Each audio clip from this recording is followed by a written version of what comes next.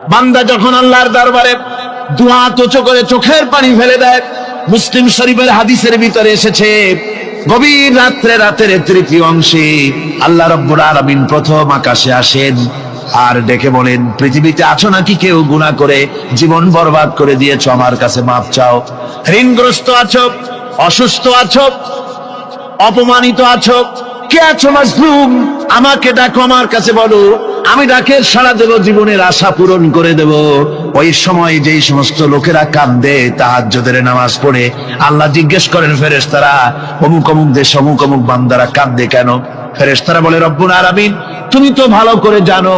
আল্লাহ বলেন, জানি, তবুও তোমাদের মুখে শুনতে চাই।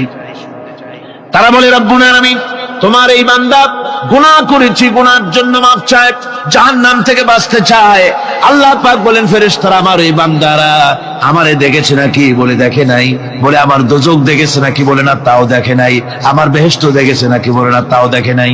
আল্লাহ পাক বলেন, ফেরেশতারা সাক্ষী থাকো, ওরা আমাকে দেখে নাই, আমার বেহেশত দোজখ কিছুই দেখে নাই, শুধুমাত্র আমার নবীর কথা, আমার কোরআনের কথা বিশ্বাস করে আরামের ঘুমকে হারাম করে যেভাবে তারা কাঁদতেছে, সাক্ষী থেকে যাও ফেরেশতারা। আবার রহমতের দরিয়ায় জোশ মেরেছে, আমার ওই ক্রন্দনরত বান্দাগুলিকে আমি আল্লাহ মাফ করে দিলাম।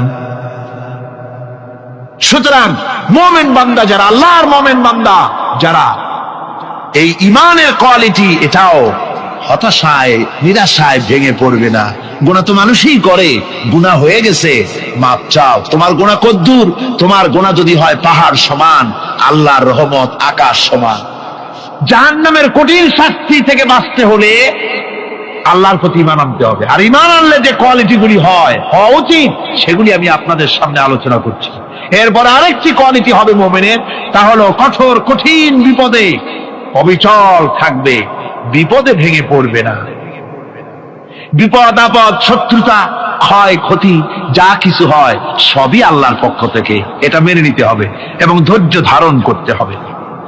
বিপদ মুসিবত শুধু উম্মতের জন্য নয়, দুনিয়ার সমস্ত নবীদের বিপদ এসেছে, হয় নাই? নবীদের বিপদ আসে নাই? কোরআনে কারীম থেকে শুনুন, আল্লাহ রাব্বুল আলামিন বলেন, وَكَذَلِكَ جَعَلْنَا لِكُلِّ نَبِيٍّ عَدُوًّا مِنَ الْمُجْرِمِينَ। আল্লাহ পাক বলেন, এমনি করে আমি সকল নবীদের শত্রু বানিয়ে দিয়েছি, সব পাপিষ্ঠ আর অপরাধ প্রবণ লোকদেরকে। প্রত্যেক যুগে নবীদের শত্রু ছিল, প্রত্যেক যুগে নবীদের কি ছিল? শত্রু ছিল। সে শত্রু কারা ছিল? আল্লাহ পাক বলছেন, নবীদের শত্রু ছিল পাপিষ্ঠ আর অপরাধ প্রবণ লোক, এরাই ছিল নবীদের দুশমন। রাসূলগণের অবস্থা যদি এই হয়, তাহলে তার উম্মত, ওই দিনের ধারক বাহক যারা, তাদের বুঝি বিপদ আপদ হবে না নাকি? হবে কিনা? তো ইসলামের বিরোধিতা যারা করে, কোরআনের পরিভাষায় বলা হয়েছে ইসলামের দুশমন, নবীদের দুশমন। দুনিয়ার সব পাপিষ্ঠ আর অপরাধ প্রবণ লোকেরাই ইসলামের দুশমন হয়, নবীদের দুশমন হয়। আজও দেখেন, আজও তাকিয়ে দেখেন, ইসলামী আন্দোলনের বিরোধিতা যারা করে, তারা পাপিষ্ঠ চরিত্রের কিনা তাকায় দেখেন, খুঁজে দেখেন, সর্বত্র খুঁজে দেখুন, খুঁজে দেখুন। যারা ইসলামী আন্দোলনের বিরোধিতা করে, যারা ইসলামকে মিটিয়ে দেওয়ার চেষ্টা করতেছে, যারা ইসলামকে মৌলবাদ বলে, ইসলামকে সাম্প্রদায়িক বলে, কোরআনে কারীমের কথা কত স্পষ্ট যে নবীদের দুশমন হয়, ইসলামের দুশমন হয় মুজরিম লোকেরা, অপরাধ প্রবণ আর পাপিষ্ঠ লোকেরা। আজও আমরা দেখতে পাই এই শ্রেণীর লোকেরা পাপিষ্ঠ এবং সবচাইতে সমাজের নিকৃষ্ট ধরনের চরিত্রহীন লোক। নামাজ নাই। আপনি খুঁজে দেখেন, ইসলামী আন্দোলনের বিরোধিতা যারা করছে, যারা নেতৃত্ব দিচ্ছে, নামাজ নাই, রোজা নাই, চরিত্র নাই, হজ নাই, যাকাত নাই, মদ, জুয়া, জেনা, ব্যভিচার ইত্যাদিতে লিপ্ত। চেহারা দেখলে ছেলেপেলেরা 2 গ্লাস পানি খায় ভরস ওঠে। কথা ঠিক কিনা কয়? এই হলো অবস্থা। মারে কেন? মুমিনদেরকে, পয়গম্বরদেরকে, সাহাবীদেরকে এবং ঈমানদারদেরকে মারে কেন? তার কারণ হচ্ছে আল্লাহ রাব্বুল আলামিন বলেছেন, ওয়া মা নাকামু মিনহুম ইল্লা আইয়ুমিনু বিল্লাহিল আজিজিল হামিদ। কাফিররা ইমানদার লোকদেরকে অন্য কোন অপরাধী নির্যাতন চালায় না, নির্যাতন চালায় শুধু এই কারণে যেহেতু মুমিন লোকেরা পরাক্রমশালী, আল্লাহ রাব্বুল আলামিনের দ্বীনকে কায়েম করতে চায়, তার উপরে ঈমান এনেছে, এই কারণেই তারা মারে। ঠিক কিনা কন? যুগে যুগে নবীদের উপরে, সাহাবীদের উপরে যে অত্যাচার হয়েছে, সে অত্যাচার এই কারণেই হয়েছে, অন্য কোনো কারণে নয়। এই কঠিন বিপদে অবিচলতা এবং ধৈর্যের দৃষ্টান্ত নবীগণ পেশ করেছেন পৃথিবীর বুকে। আমরা দেখেছি ইব্রাহিম আলাইহিস সালামকে আগুনে ফালানো হয়েছে, আছে না কোরআন শরীফে? আমি কিন্তু গল্প করতেছি না, সব কোরআনের কথা। কিসের কথা? ইব্রাহিম আলাইহিস সালামকে আগুনে ফালানো হচ্ছে। অপরাধ কি? অপরাধ হচ্ছে হযরত ইব্রাহিম আলাইহিস সালাম দাওয়াত দিয়েছেন লা ইলাহা ইল্লাল্লাহ। জোরে পড়েন লা ইলাহা ইল্লাল্লাহ, লা ইলাহা লা ইলাহা ইল্লাল্লাহ মুহাম্মাদুর রাসূলুল্লাহ। হযরত ইব্রাহিম আলাইহিস সালাম দ্বীনের দাওয়াত দিয়েছেন, এক আল্লাহর দাওয়াত দিয়েছেন, ঈমানের দাওয়াত দিয়েছেন। আর কোন অপরাধ ছিল না। নমরুদ সহ্য করতে পারল না। কোরআনে কারীমের মধ্যে সব কথাগুলি আল্লাহ পাক এই জন্য বিধৃত করেছেন, এই জন্য কোরআনে কারীমের মধ্যে সব কথা উঠায় দিয়েছেন, যাতে করে মুমিনেরা বিপদ আসলে পরে যেন ঘাবড়ে না যায়। ইব্রাহিম আলাইহিস সালামকে আগুনে ফালানো হচ্ছে। ফেরেশতা বলছে, ইব্রাহিম তোমারে আগুনে ফালায় দাও, হতেছে আমার কাছে সাহায্য চাও, আমার কাছে ক্ষমতা আছে, আগুনগুলো উঠাইয়া নমরুদের বংশ জ্বালাইয়া দেব। হযরত ইব্রাহিম ফেরেশতার কাছে সাহায্য চাইছিলেন নাকি?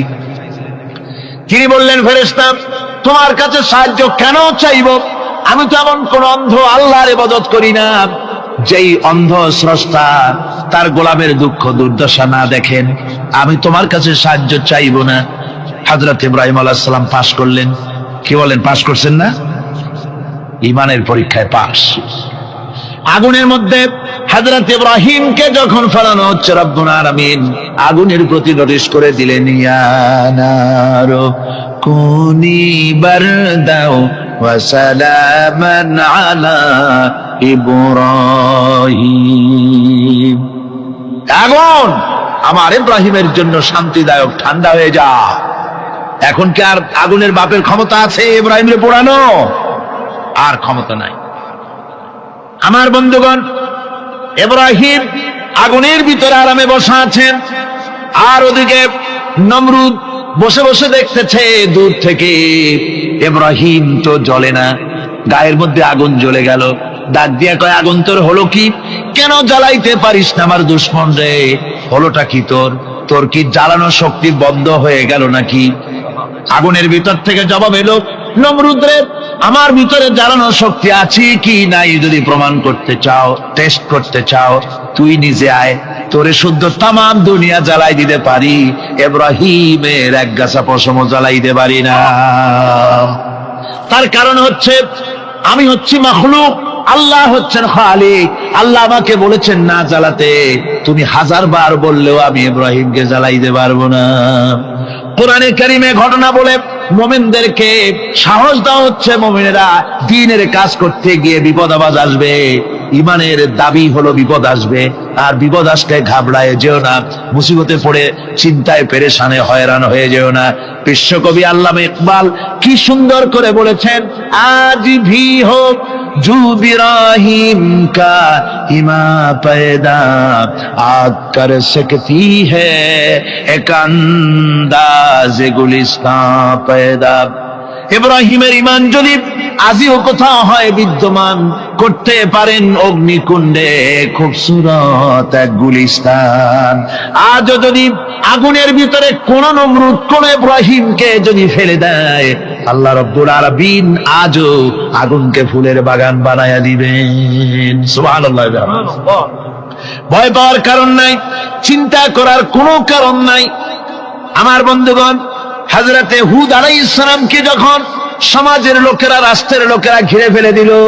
সমাজ শক্তি, রাষ্ট্র শক্তি যখন তাকে ঘিরে ফেলে দিল, ষড়যন্ত্রের পাহাড় করে দিল, তারে মেরে ফেলে দিবে।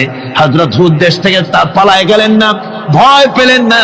হযরতে হুদ আলাইহিস সালাম বললেন, কোরআনে কারীমে হযরত হুদের কথা কোট করা হলো, ফাকিদুনি জামিআন সুম্মা লা তুনজিরুন। সম্মিলিতভাবে ষড়যন্ত্র করো আমার বিরুদ্ধে, সবাই মিলে ষড়যন্ত্র করো, সুম্মা লা তুনজিরুন, আর আমাকে এতটুকু অবকাশ তোমরা দিও না।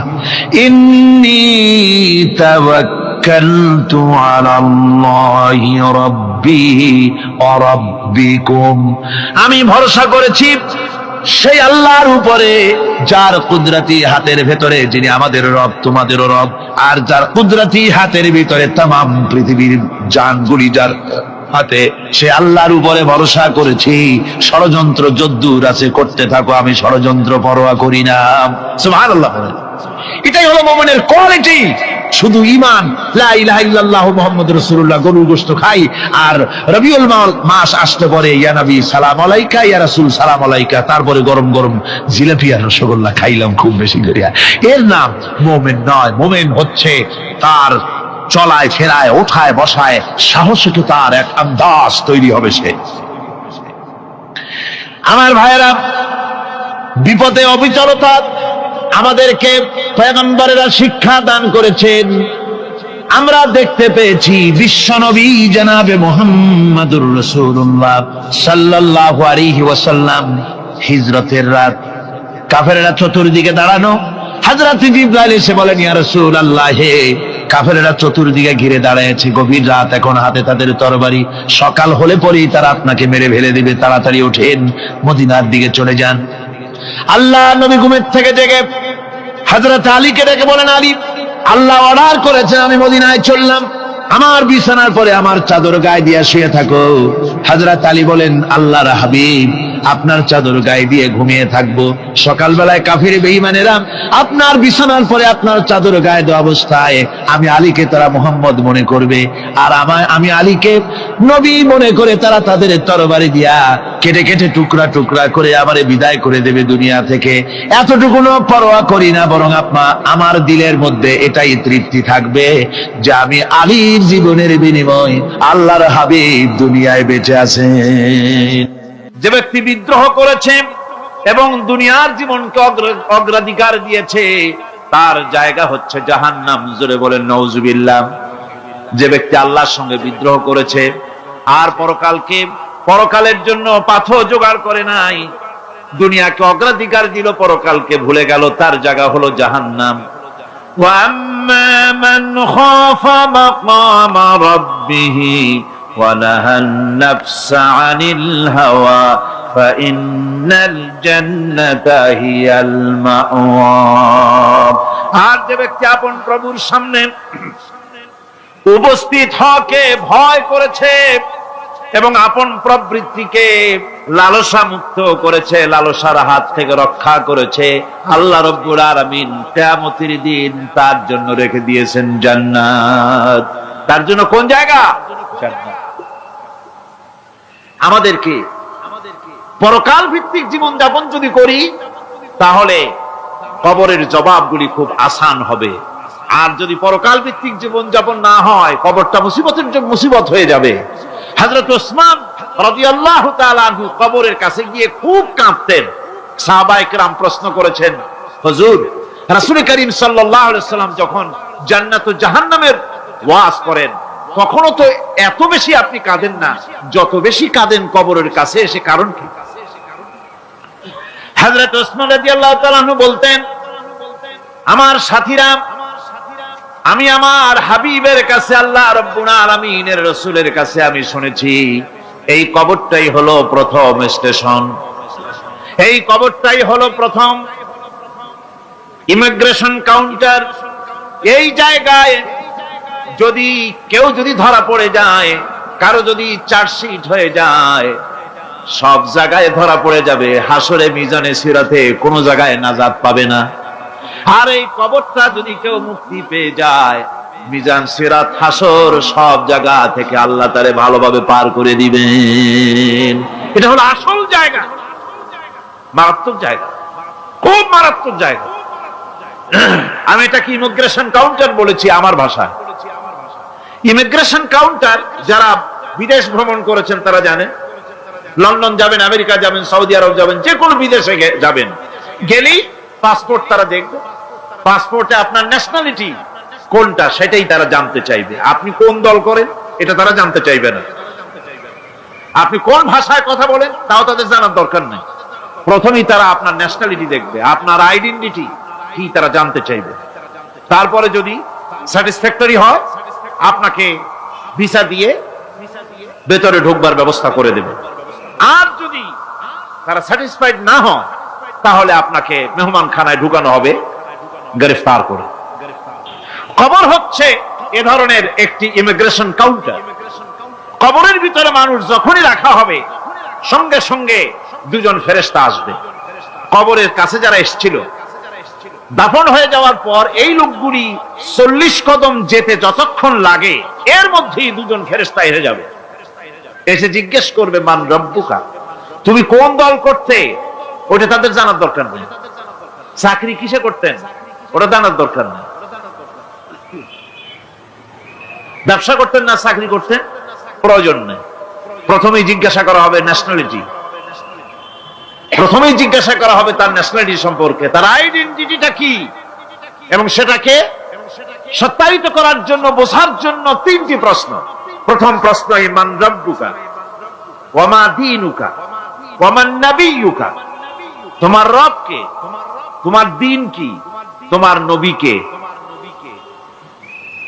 যদি এই ব্যক্তি বেঈমান হয়, মুনাফিক হয়, সে বলবে হায় হাতা লা আদরি, হায় হাতা লা আদরি, জানি না আমার রবকে, আমি জানি না। তোমার দিন কি, দিন কারে কয় বুঝি না।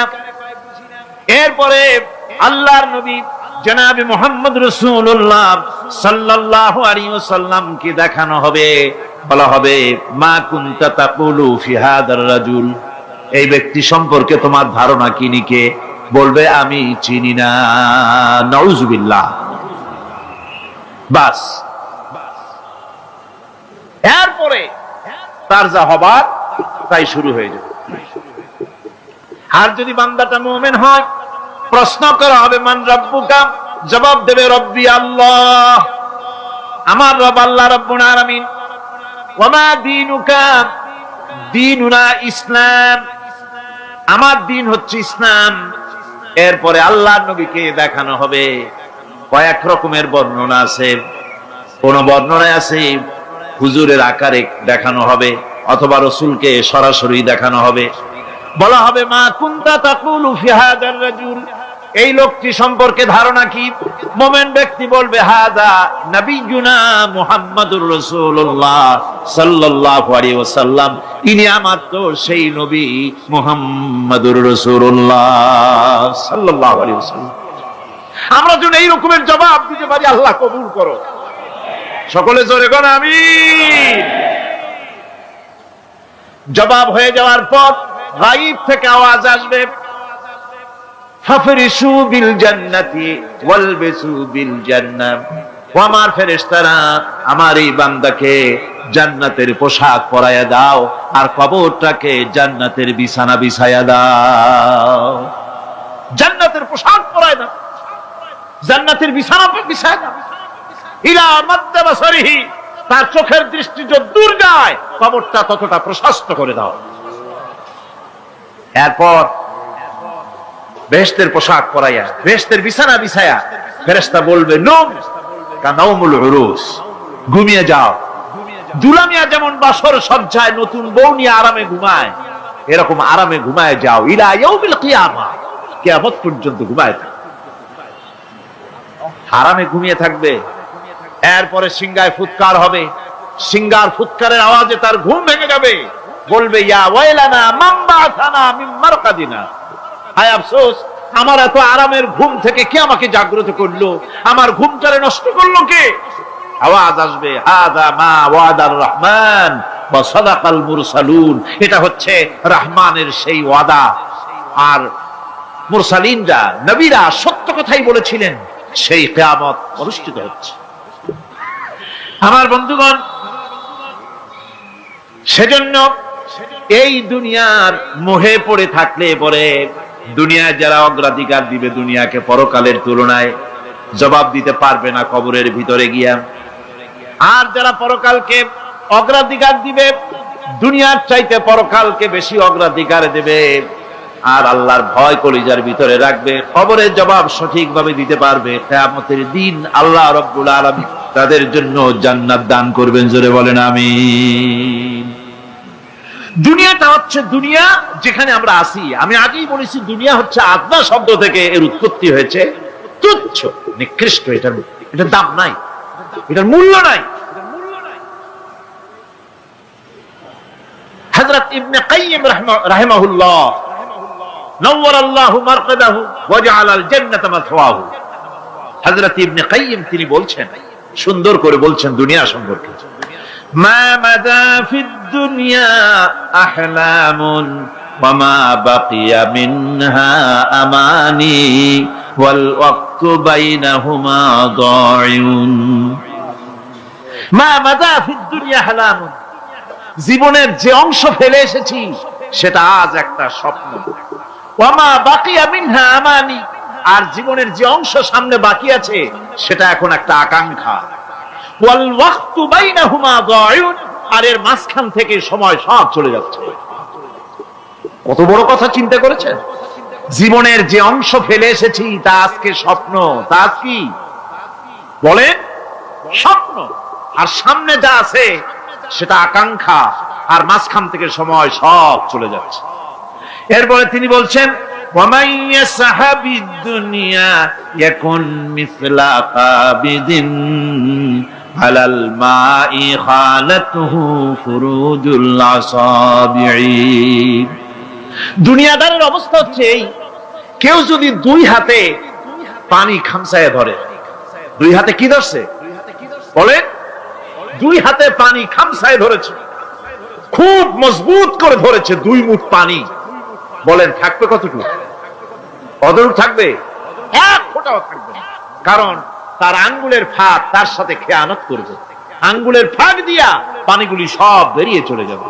সুতরাং দুনিয়া যারা চায় তারা ঠিক পানি খামসায় ধরলে পানি যেমন হাতের ভেতর থেকে খেয়ানত করে চলে যায়, যারা দুনিয়া চায় দুনিয়াও তাদেরকে এভাবে ফাঁকি দিয়ে চলে যায়। তবুও দুনিয়ার মায়া মানুষের এত বেশি। আল্লাহর নবী বলেন, লাউ কানা লি ইবনি আদামা ওয়াদিন মিন যাহাবিন লাহাব্বা ইয়াকুনা লাহু সানিন। এই পৃথিবীতে যদি কাউকে একটা মাঠ ভরে যদি সোনা দেওয়া যায়, লোকটা বলবে রব্বুল আলামিন, আমি যদি আরেকটা মাঠ এরকম সোনা ভরা পেতাম। দ্বিতীয় আরেকটা মাঠ দেওয়া হলে আবার বলবে যদি তৃতীয় আরেকটা মাঠ সোনা ভরে যদি পেতাম। নবীজি বলেন, ওয়ালা ইয়ামলাউ জাওফু ইবনু আদামা ইল্লা তুরাব। মানুষের পেট 3.5 হাত মাটি ছাড়া, কবরের মাটি ছাড়া মানুষের পেট ভরবে না। আরো চাই, আরো চাই, চাওয়ার কোনো শেষ নাই। মানুষ এভাবে করে দুনিয়ার মহব্বতে এমনি পাগল হয়ে যায়, শুধু দুনিয়ার মহব্বত, পরকালকে বেমালুম ভুলে যায়। আমি কিন্তু এই কথা বুঝাতে চাই নাই যে পরকালের মহব্বতে, পরকালের ভয়তে বা পরকালের জন্য দুনিয়া আপনি বাজার ঘাট, বেচা কিনা, ব্যবসা বাণিজ্য সবকিছু ভুলে যান, না তা নয়। ভুল বোঝার কোনো কারণ নাই। পরকালকে অগ্রাধিকার দিতে হবে, মানে দুনিয়াটা চিরস্থায়ী জায়গা নয়। চিরস্থায়ী হচ্ছে কোনটা? আখিরাত। চিল্লা এখন কোনটা? সুতরাং এখানে যা করতে হবে, আখিরাতে জবাবদিহিমূলক জীবন যাপন করতে হবে। আপনি ব্যবসা করবেন, ওজনে কম দিতে পারবেন না, আপনি খাদ্যে ভেজাল দিতে পারবেন না, চুরি করতে পারবেন না, ডাকাতি করতে পারবেন না, জেনা করতে পারবেন না, বদমাশি করতে পারবেন না, মদ খেতে পারবেন না, সন্ত্রাসী হতে পারবেন না, হাইজ্যাকার হতে পারবেন না, চাঁদাবাজ হতে পারবেন না, মুনাফাখোর হতে পারবেন না, আপনি চোরা কারবারি হতে পারবেন না, ঘুষখোর হতে পারবেন না, সুদখোর হতে পারবেন না। এই সব কাজ পরকালকে বিশ্বাস করলেই এ সমস্ত কাজ থেকে মানুষ বিরত থাকতে পারে। কথা ঠিক কিনা? এটাই হচ্ছে। সুতরাং এই পৃথিবী থাকবে না, এটা কি চিরকাল থাকবে না? এর একটা পরিসমাপ্তি ঘটবে।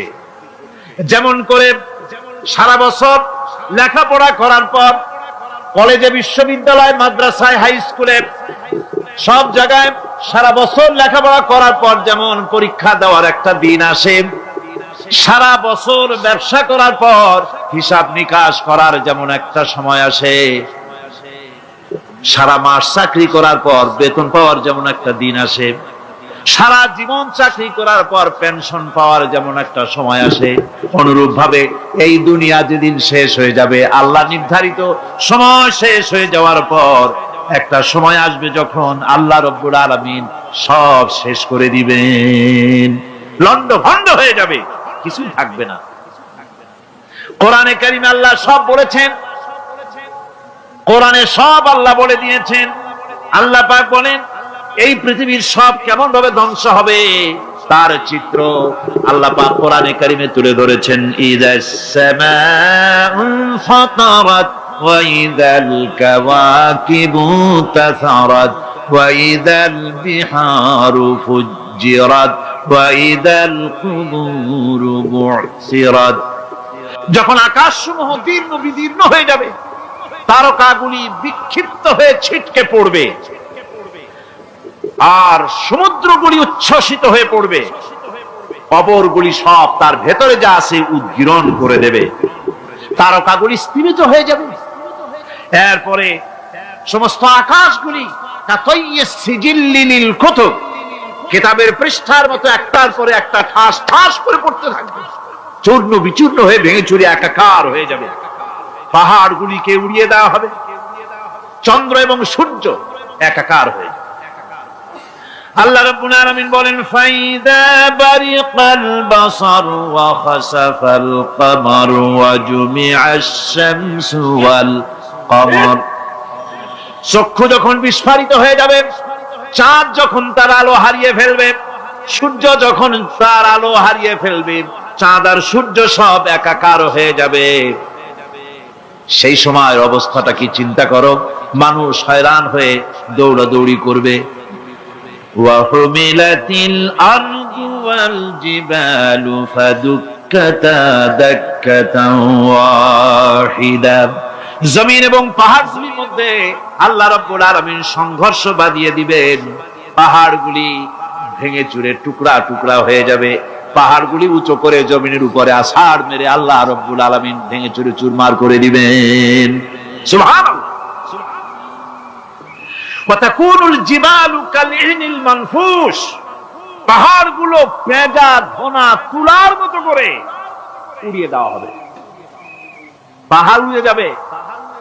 সুবহানাল্লাহ।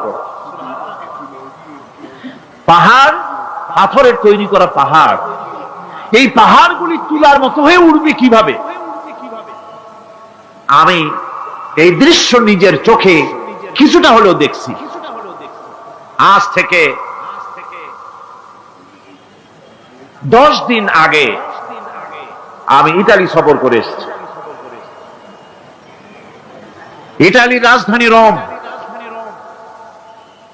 রোম প্রাচীন সভ্যতার লালন ভূমি। কোরআনে কারিমে সূরা রোম রয়েছে, এই রোম সেই রোম। এখানের বাদশার কাছে রাসূল করিম সাল্লাল্লাহু আলাইহি ওয়াসাল্লাম হেরাক্লিয়াসের কাছে চিঠি পাঠিয়েছিলেন, সেই রোম। 12 থেকে 15,000-এর মতো বাংলাদেশি মুসলমান সেখানে আছে। জুমার দিন, যেদিন আমি গেলাম তার পরের দিনই জুমা ছিল।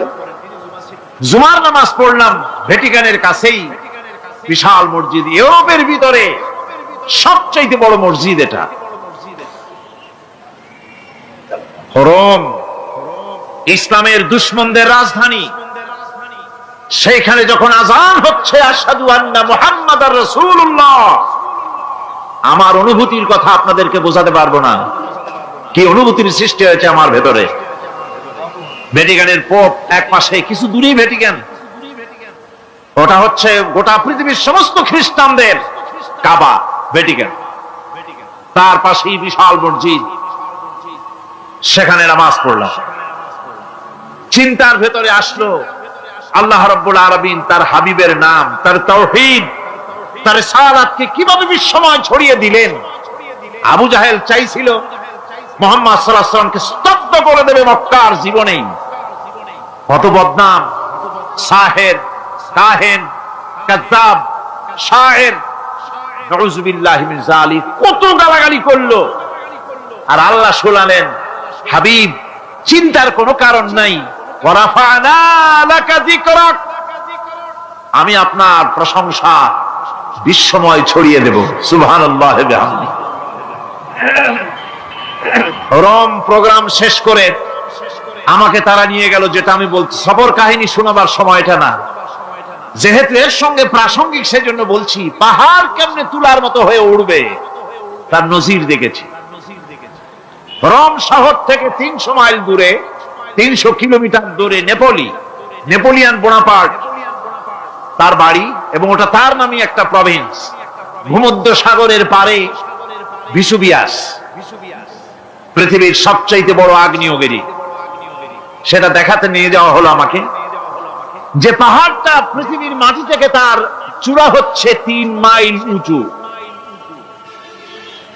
এর 2 মাইল গাড়িতে করে ঘুরে ঘুরে যাওয়া যায়, এরপর আর গাড়িতে যাওয়া যায় না, বাকিটুকুন যেতে হবে হেঁটে হেঁটে। পাহাড়ের উপরে অক্সিজেন কম, বেশ কষ্ট হচ্ছিল উঠতে। জীবনে প্রথম পাহাড়ে চড়েছি, জাবালে নূর, রাসূল করিম সাল্লাল্লাহু আলাইহি সাল্লামের উপরে যেখানে ওহী হয়েছিল সর্বপ্রথম। পাহাড় চড়ার একটা অভিজ্ঞতা ওখান থেকে আমার কিছুটা হয়েছিল। খুব কষ্ট হলো বাকি 1 মাইল উঠতে। যখন ভিসুভিয়াসের একদম শীর্ষে চলে গেছি, সেখানে গিয়ে আমার সাথে 15-20 জন লোক ছিল। আমি নিজে আল্লাহু আকবার বলে আমার গলা থেকে আওয়াজ বেরিয়ে গেল। আমি দেখতে পেলাম ভিসুভিয়াসের শীর্ষে বিশাল গর্ত। আমার মনে হয় গর্তটা এই মাঠের 1/4 হবে। এই মাঠের 1/4 হবে গর্তটা। সেই গর্তটার গভীরতা হচ্ছে 1.5 কিলোমিটার। এইখান থেকে পাথরগুলি উত্থিত হয়েছে, আগ্নেয়গিরি পাথর আগুনে গলে লাভা হয়ে এগুলি পাহাড় বেয়ে উপচে পড়েছে, চতুর্দিকে 12 মাইল ছড়িয়ে গিয়েছে। আমার মনে পড়লো, ওয়াকুদুহান নাস ওয়াল হিজারা, জাহান্নামের আগুনের ইন্ধন হবে মানুষ আর পাথর। আমি সেখানে সেজদায় পড়ে গিয়া কান্নাম আর বললাম, আল্লাহ জাহান্নামের আগুন হারাম করে দিও আমাদের জন্য।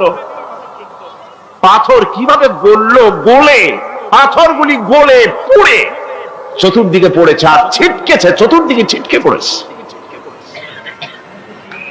সেই পাথরগুলি ছিটকে ছিটকে যেগুলি পুড়ে পড়েছে, সেগুলিকে দূরে সাদা রঙের বলে মনে হয়, কোনোটা সাদা কোনোটা কালো, মনে হয় যেন তুলার মতো হয়ে পড়ে আছে চতুর্দিকে। 1944 সনে তৃতীয়বারের মতো ভিসুভিয়াস অগ্নিগিরি যে অগ্নি উৎপাত করে, তাতে আশেপাশের 12 মাইল এলাকা এফেক্টেড হয়ে যায়। পাথরগুলি গলে এভাবে বিধ্বস্ত করে দিয়েছে। এখান থেকে এখানে জোহরের নামাজ, আসরের নামাজ আমরা পড়লাম, আল্লাহর কাছে খুব দোয়া করলাম। এখনো ধোঁয়া উঠতেছে, এখনো পাহাড়ের ফাটল দিয়ে ধোঁয়া উঠছে। একজন হাত দিয়ে আমাকে বলল যে খুব গরম লাগে ধোঁয়াগুলি। ওখানকার লোকেরা বলল যে ভেতরে এখনো আগুন আছে, তবে সুপ্ত, যে কোনো মুহূর্তে আবার তা জাগ্রত হতে পারে। আমরা সেখান থেকে নেমে এলাম। একটু কিছু দূর গিয়েই সেখানে হলো পম্পেই শহর। এই পম্পেই শহরটা হচ্ছে ঈসা আলাইহিস সালামের জন্মের 2000 বছর আগে এই শহর তৈরি হয়। ঈসা আলাইহিস সালামের জন্মের 179 বছর পর ভূমিকম্প হয়। সেই ভূমিকম্পে গোটা পম্পেই শহরটা পৃথিবীর মানুষের চোখের আড়াল হয়ে যায়, ধ্বংস হয়ে যায়, মাটির তলায় গরক হয়ে যায়। আজ থেকে 200 বছর আগে মাটি খনন করতে গিয়ে এই শহর আবিষ্কৃত হয়। পুরা শহরটা খুঁড়ে তারা বের করেছে। 180 হেক্টর জমিনের উপরে এই বিশাল শহর। ঘুরে ঘুরে দেখলাম, গাড়ি চলে না সেখানে, পায়ে হেঁটে দেখতে হলো। প্রশস্ত রাস্তা। আজ থেকে 4000 বছর আগের মানুষেরা রাস্তা বানাতে জানতো পাথর দিয়ে, এবং রাস্তার দুধারে তাদের ছিল ফুটপাত, পানির ব্যবস্থা, নগরায়নের সব রকমের সুযোগ সুবিধা। তারপরে সেখানে বিচারালয়, এরপরে দোকানপাট, বাজার ঘাট, সবকিছুর ব্যবস্থা রয়েছে।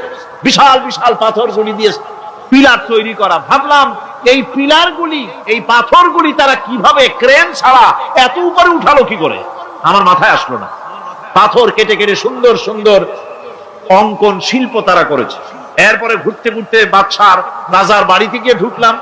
সেখানে গিয়ে দেখলাম উলঙ্গ এত মূর্তি পাথরের তৈরি করা, পাথর কেটে কেটে দেওয়ালে যৌন মিলনের এমন কোন অশ্লীল ছবি নাই যা তারা সেখানে তৈরি করে নাই।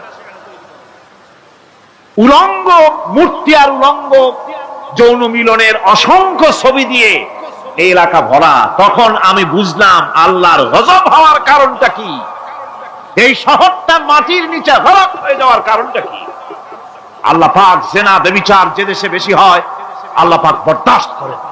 দুশ্চরিত্র যে দেশের মানুষ দুশ্চরিত্র হয়ে যায়, জেনা ব্যভিচার বেশি হতে থাকে, আল্লাহ হরক করে দেন, গজব দেন। এই গজব এক এক সময় এক এক রকমের হয়ে আসে। কখনো মাটির নিচে দাবায় দেয়, কখনো মহামারী, কোন দেশে কলেরা, কোন দেশে জলোচ্ছ্বাস, কোথাও ভূমিকম্প, আর সর্বশেষ এই জেনা ব্যভিচারের জন্য আল্লাহ পাকের চূড়ান্ত এই যৌনতার অশ্লীলতার জন্য চূড়ান্ত গজব বর্তমান বিশ্বের জন্য এইডস। আল্লাহ পাক এই গজব দিয়েছে। বন্ধুগণ, আমি সেই জায়গা, আমি সেখানে যা দেখলাম যে আল্লাহ পাক পাহাড়গুলিকে কিভাবে উড়াবেন, এটা অস্বীকার করার কোন উপায় নাই। বিশ্বাস তো করতামই, তবে হযরত ইব্রাহিম আলাইহিস সালাম যেমন বলেছিলেন, রব্বি আরিনি কাইফা তুহিল মাউতা, আয় আল্লাহ তুমি মরাকে চিন্তা করবা কেমনে। আল্লাহ পাক বলেন আওয়ালাম তুমিন, তুমি বিশ্বাস করো না? ইব্রাহিম আলাইহিস সালাম বললেন বালা, অবশ্যই বিশ্বাস করি, ওয়ালাকিন লিয়াতমাইন্না কলবি, যদি চোখে দেখতাম তাহলে আমার অন্তরাত্মা খুব ঠান্ডা হতো। আল্লাহ রাব্বুল আলামিন চোখে দেখায় দিলেন জিন্দা কেমনে মুর্দা হবে, মুর্দা কেমনে জিন্দা হবে, আল্লাহ দেখায় দিলেন। পাহাড় উড়ায় দিবেন আল্লাহ রাব্বুল আলামিন। একথা কলিজার মধ্যে তার উপর ঈমান বিশ্বাস, কিন্তু আল্লাহ চোখে দেখাইছেন, ঈমান আরো মজবুত হয়েছে, যা ছিল আরো মজবুত হয়েছে। সুবহানাল্লাহ। আল্লাহর ভয়তে কলিজা কেঁপেছে। আমি পাহাড়ের উপরে কেঁদেছি, যা হয়ে কেঁদেছি। বন্ধুগণ, আল্লাহ সুবহানাহু ওয়া তাআলা এই জন্য বলেছেন কুল সিরু ফিল আরদ, আমার জমিন ঘোরো, ভালো করে দেখো, কাইফা কানা আকিবাতুল মুকাজ্জিবিন, মহা সত্যকে যারা অস্বীকার করেছে তাদের পরিণতি আমি কি করে দিয়েছি, এগুলি চোখে ভালো করে তাকায় দেখো। আমার বন্ধুগণ, সুতরাং এই পৃথিবীর অবসান হবে, এই পৃথিবী ধ্বংস হবে, এই পৃথিবী চূড়ান্ত ভাবে শেষ হয়ে যাবে। হ্যাঁ, আরেকটি কথা বলতে হয়, সেটা হচ্ছে যে এই রোম থেকে আর একটু দূরে 900 মাইল দূরে হচ্ছে সিসিলি। 900 মাইল দূরে, সেখানে এই সিসিলি মুসলমানেরা শাসন করেছিল 350 বছর। সেই সিসিলিতে রয়েছে 360টা মসজিদ মুসলমানদের করা। সমস্ত মসজিদগুলি আজ তালা বন্ধ, একটা মসজিদও খোলা নাই। সেখানকার মুসলমানেরা ওয়াজ শুনতে এসেছিল রোমে। আমি তাদের জন্য পরামর্শ দিয়েছি যে গভর্নমেন্টের কাছে তোমরা দাবি জানাও যে অন্তত একটা মসজিদের দরজা আমাদের জন্য খুলে দাও। রোমের অবস্থানরত প্রবাসী বাংলাদেশি মুসলমানেরা আমাকে বলেছে, তাদের অনেকের বাড়ি চট্টগ্রামেও আছে, আমাকে বলেছে তাদের চোখে পানি আসছে বলার সময় যে চিরময় তাফসীর মাহফিল যখন আসে কলজাটা কাঁদতে থাকে যাওয়ার জন্য। তো যাওয়া তো সম্ভব না এত দূর থেকে, আমাদের সালাম বলে দিবেন যত লোক আসবে, আর আমাদের জন্য দোয়া করতে বলবেন যেন এই রোমের ভিতরে আমরা ইসলামের আদর্শের ভিত্তিতে আমরা যেন চলতে পারি। আপনারা দোয়া করুন তাদের জন্য। ভাইরা আমার, এই পৃথিবী একদিন পরিসমাপ্তি ঘটবে এবং আল্লাহর দরবারে আমাদেরকে উঠতে হবে এবং সেখানে আমাদের বিচার হবে। সেখানে আমাদের কি হবে? বিচার হবে। আল্লাহ পাক বিচারটাকে নির্ভুল করার জন্য, সঠিক করার জন্য প্রত্যেকের গলায় আমলনামা ঝুলায় রাখছেন। এখানে রেকর্ডের ব্যবস্থা করা হয়েছে। আল্লাহ পাক বলছেন ওয়া কুল্লা ইনসানিন আলজামনাহু তাইরাহু ফি উনুকিহি ওয়া নুখরিজু লাহু ইয়াওমাল ইয়াউমাল কিয়ামাতি কিতাবান ইয়ালকাহু মানশুরা। আল্লাহ পাক বলেন প্রত্যেকের ভালো মন্দ কর্মফল, কর্মলিপি আমি তার গলায় ঝুলায় রেখেছি। কিয়ামতের দিন সে নিজের কাছে স্পষ্ট সব দেখতে পারবে, কোনো জিনিস বাদ পড়বে না। তার গলায় তার আমলনামা ঝুলানো আছে, সব রেকর্ড হতেছে। আমরা যা করছি সবগুলি রেকর্ড হয়ে যাচ্ছে। বর্তমান বিজ্ঞানীরা আবিষ্কার করেছে যে মানুষের শরীরের ভিতরে ডিএনএ আছে, রক্তের ভিতরে ডিএনএ, এটা একটা কোডর। মানুষের রক্তের ভিতরে ডিএনএ আছে। যেমন তার ব্রেনের ভিতরে কতগুলি কোষ আছে, এক একটা কোষ এক এক ধরনের কাজ করে, অনুরূপ ভাবে তার শরীরের ভিতরে রক্তের ভিতরে ডিএনএ আছে। এই ডিএনএটা কি? এই ডিএনএটা হচ্ছে, এই ডিএনএ একটা কম্পিউটারের মতো কাজ করতেছে। লোকটা কি করবে, কোথায় যাবে, সে ভালো হবে মন্দ হবে কি হবে, সব তার ডিএনএ এর মধ্যে রেকর্ডকৃত আছে। এটা বোঝার জন্য একটা সুন্দর দৃষ্টান্ত দেওয়া যায়। যেমন এই কাগজটাকে আপনারা মনে করুন একটা গাড়ির একটা ব্লুপ্রিন্ট, একটা গাড়ির ব্লুপ্রিন্ট। এখানে লেখা আছে গাড়ি কিভাবে তৈরি হবে। এই কাগজটা নিয়ে ঘরের মধ্যে রেখে দিলেন। এখন এই কাগজটা থেকেই অটোমেটিক গাড়ির উইন্ডো তৈরি হলো, শিল তৈরি হলো, গাড়ির বডি তৈরি হলো, চেসিস তৈরি হলো, টায়ার তৈরি হলো, ইঞ্জিন তৈরি হলো, ব্যাটারি তৈরি হলো, পেট্রোল নিল, আর কোন রকমের ড্রাইভার ছাড়াই গাড়ি চলতে আরম্ভ করলো। এই কথাটা যদি মনের মাথার মধ্যে আনতে পারেন যে এটা কিভাবে হইতে পারে, এতে লেখা অনুযায়ী যেভাবে হওয়া যদি সম্ভব হয়, অনুরূপ ভাবে মানুষের রক্তের ভিতরে ডিএনএ এরা আবিষ্কার করেছে। এর ভিতরে মানুষের ভালো মন্দ, কোথায় যাবে কি করবে, সবকিছুর মধ্যে রয়েছে। কোরআনে কারীমে আল্লাহ রাব্বুল আলামিন, আমি গত বছরও বলছিলাম যে বিজ্ঞানের আবিষ্কার যত বাড়বে কোরআন বোঝা মানুষের জন্য তত সহজ হবে। কোন সুবহানাল্লাহ। কোরআন বোঝা মানুষের জন্য তত সহজ হবে। সুতরাং মানুষের গলার সাথে আল্লাহ পাক বলছেন যে একটা আমলনামা আমি ঝুলাই দিয়েছি তার গলার সাথে, সে যা করতেছে ওখানে সব লিপিবদ্ধ হচ্ছে, কম্পিউটারাইজড, কম্পিউটারের মতো এগুলি সব গ্রহণ করতেছে। এগুলি কিয়ামতের দিন তার সামনে হাজির করা হবে। কিয়ামতে যখন আমলনামা তার সামনে দিয়ে বলা হবে, ইকরা কিতাবাকা কাফা বিনাফসিকাল ইয়াওমা আলাইকা হাসিবা, তাকে বলা হবে নিজের কর্মলিপি নিজেই পড়ো, আজ তুমি তোমার নিজের হিসাব নিতে যথেষ্ট। বন্ধুগণ, এই মাহফিলে যত লোক আমরা বসে আছি, আমরা আমাদের হিসাব নিতে যথেষ্ট না আরেকজন লাগবে? কোন আমরা যথেষ্ট কিনা? কথা বোঝেন নাই। আমি বলতে চেয়েছি এটা, আমরা যদি এখন চোখ বুঝে চিন্তা করি যে পিছনের জীবনে কি করেছি, মনে পড়বে নাকি পড়বে না? বলেন সবাই, পড়বে কি পড়বে না? ছোটবেলায় কবে পায়ের নিচে কাঁটা ফুটেছিল, কবে কোথায় আছাড় খেয়েছিলেন, কবে কার বেল তাল আম কাঁচা আম চুরি করে খেতে গিয়ে কিল খেয়েছিলেন, তারা খেয়েছিলেন, তাকে এখন মনে নাই? আছে। তাহলে কিল, ওই তাল বেল চুরি করতে গিয়ে যে কিলটা খাইছিলেন সেটাও মনে আছে, ভালো মন্দ সব মনে আছে। তাহলে কোন হোটেলের রুমে কি করছিলেন, কোন স্কুলে কোন কলেজে কি করছিলেন, তারপরে জীবনে ছোট বড় ঘটনাগুলি সব বুঝতে মনে পড়বে না? এবার হিসাব করেন, মনে যদি পড়ে এবার হিসাব করেন আপনি জান্নাতি না জাহান্নামী। আপনি আপনার নিজের হিসাব নেওয়ার জন্য যথেষ্ট। তাকে হিসাব করতে বলা হবে, তোমার হিসাব, তোমার নিজের হিসাব নেওয়ার জন্য তুমি যথেষ্ট, তোমার হিসাব তুমি নিজেই করো, এটা পড়ো। আর সেই কিয়ামতের দিন কোনো সাহায্যকারী মিলবে না। লান তানফাকুম আরহামুকুম ওয়ালা আওলাদুকুম ইয়াউমাল কিয়ামা। লান তানফা, কিয়ামতের দিন কোনো ফায়দা হবে না, অবশ্যই কোনো ফায়দা হবে না, কোনো উপকারে আসবে না। কিয়ামতের দিন তোমার সন্তান, তোমার স্ত্রী, তোমার মাল, তোমার সম্পদ কোনো উপকারে আসবে না। কিয়ামতের ময়দানে সেদিন সব তোমার সাথে বিচ্ছেদ করবে, সব পালায় যাবে।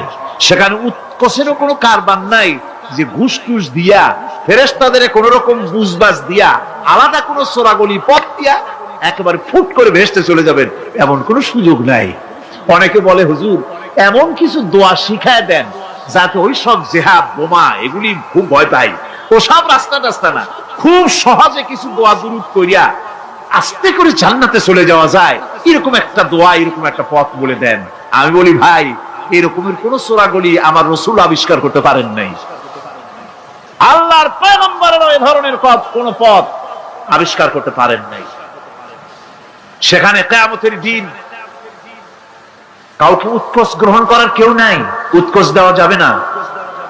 আর উৎকোচ দিবি না কি? আপনার কাছে কিছু নাইও, থাকলেও নেওয়ার কেউ নাই। এই দুনিয়ায় ফাঁকিবাজি করে বহুত কিছু করা যায়, কিন্তু কিয়ামতের মাঠে এগুলি কিছুই চলবে না। اليوم لا ينفع مال ولا بنون কিয়ামতের দিন ধন সন্তান সন্ততি আর সম্পদ কোনো কাজে লাগবে না। সেদিন শুধু আমল যদি ভালো হয় কাজে লাগবে, আমল খারাপ হবে সব শেষ হয়ে যাবে। আল্লাহ রাব্বুল আলামিন নবীজিকে ডেকে বলেছেন, নবী আপনি বলেন, কুল মা কুনতু বিদআম মিনার রাসূল, আপনি বলুন আমি কোন নতুন রাসূল নই, আমার আগে অনেক নবী রাসূল পৃথিবীতে এসেছেন, তারা বিদায় হয়ে গেছেন। আমি জানি না কিয়ামতের দিন আল্লাহ রাব্বুল আলামিন আমার সাথে কি ব্যবহার করবেন, আর আমি এও জানি না যে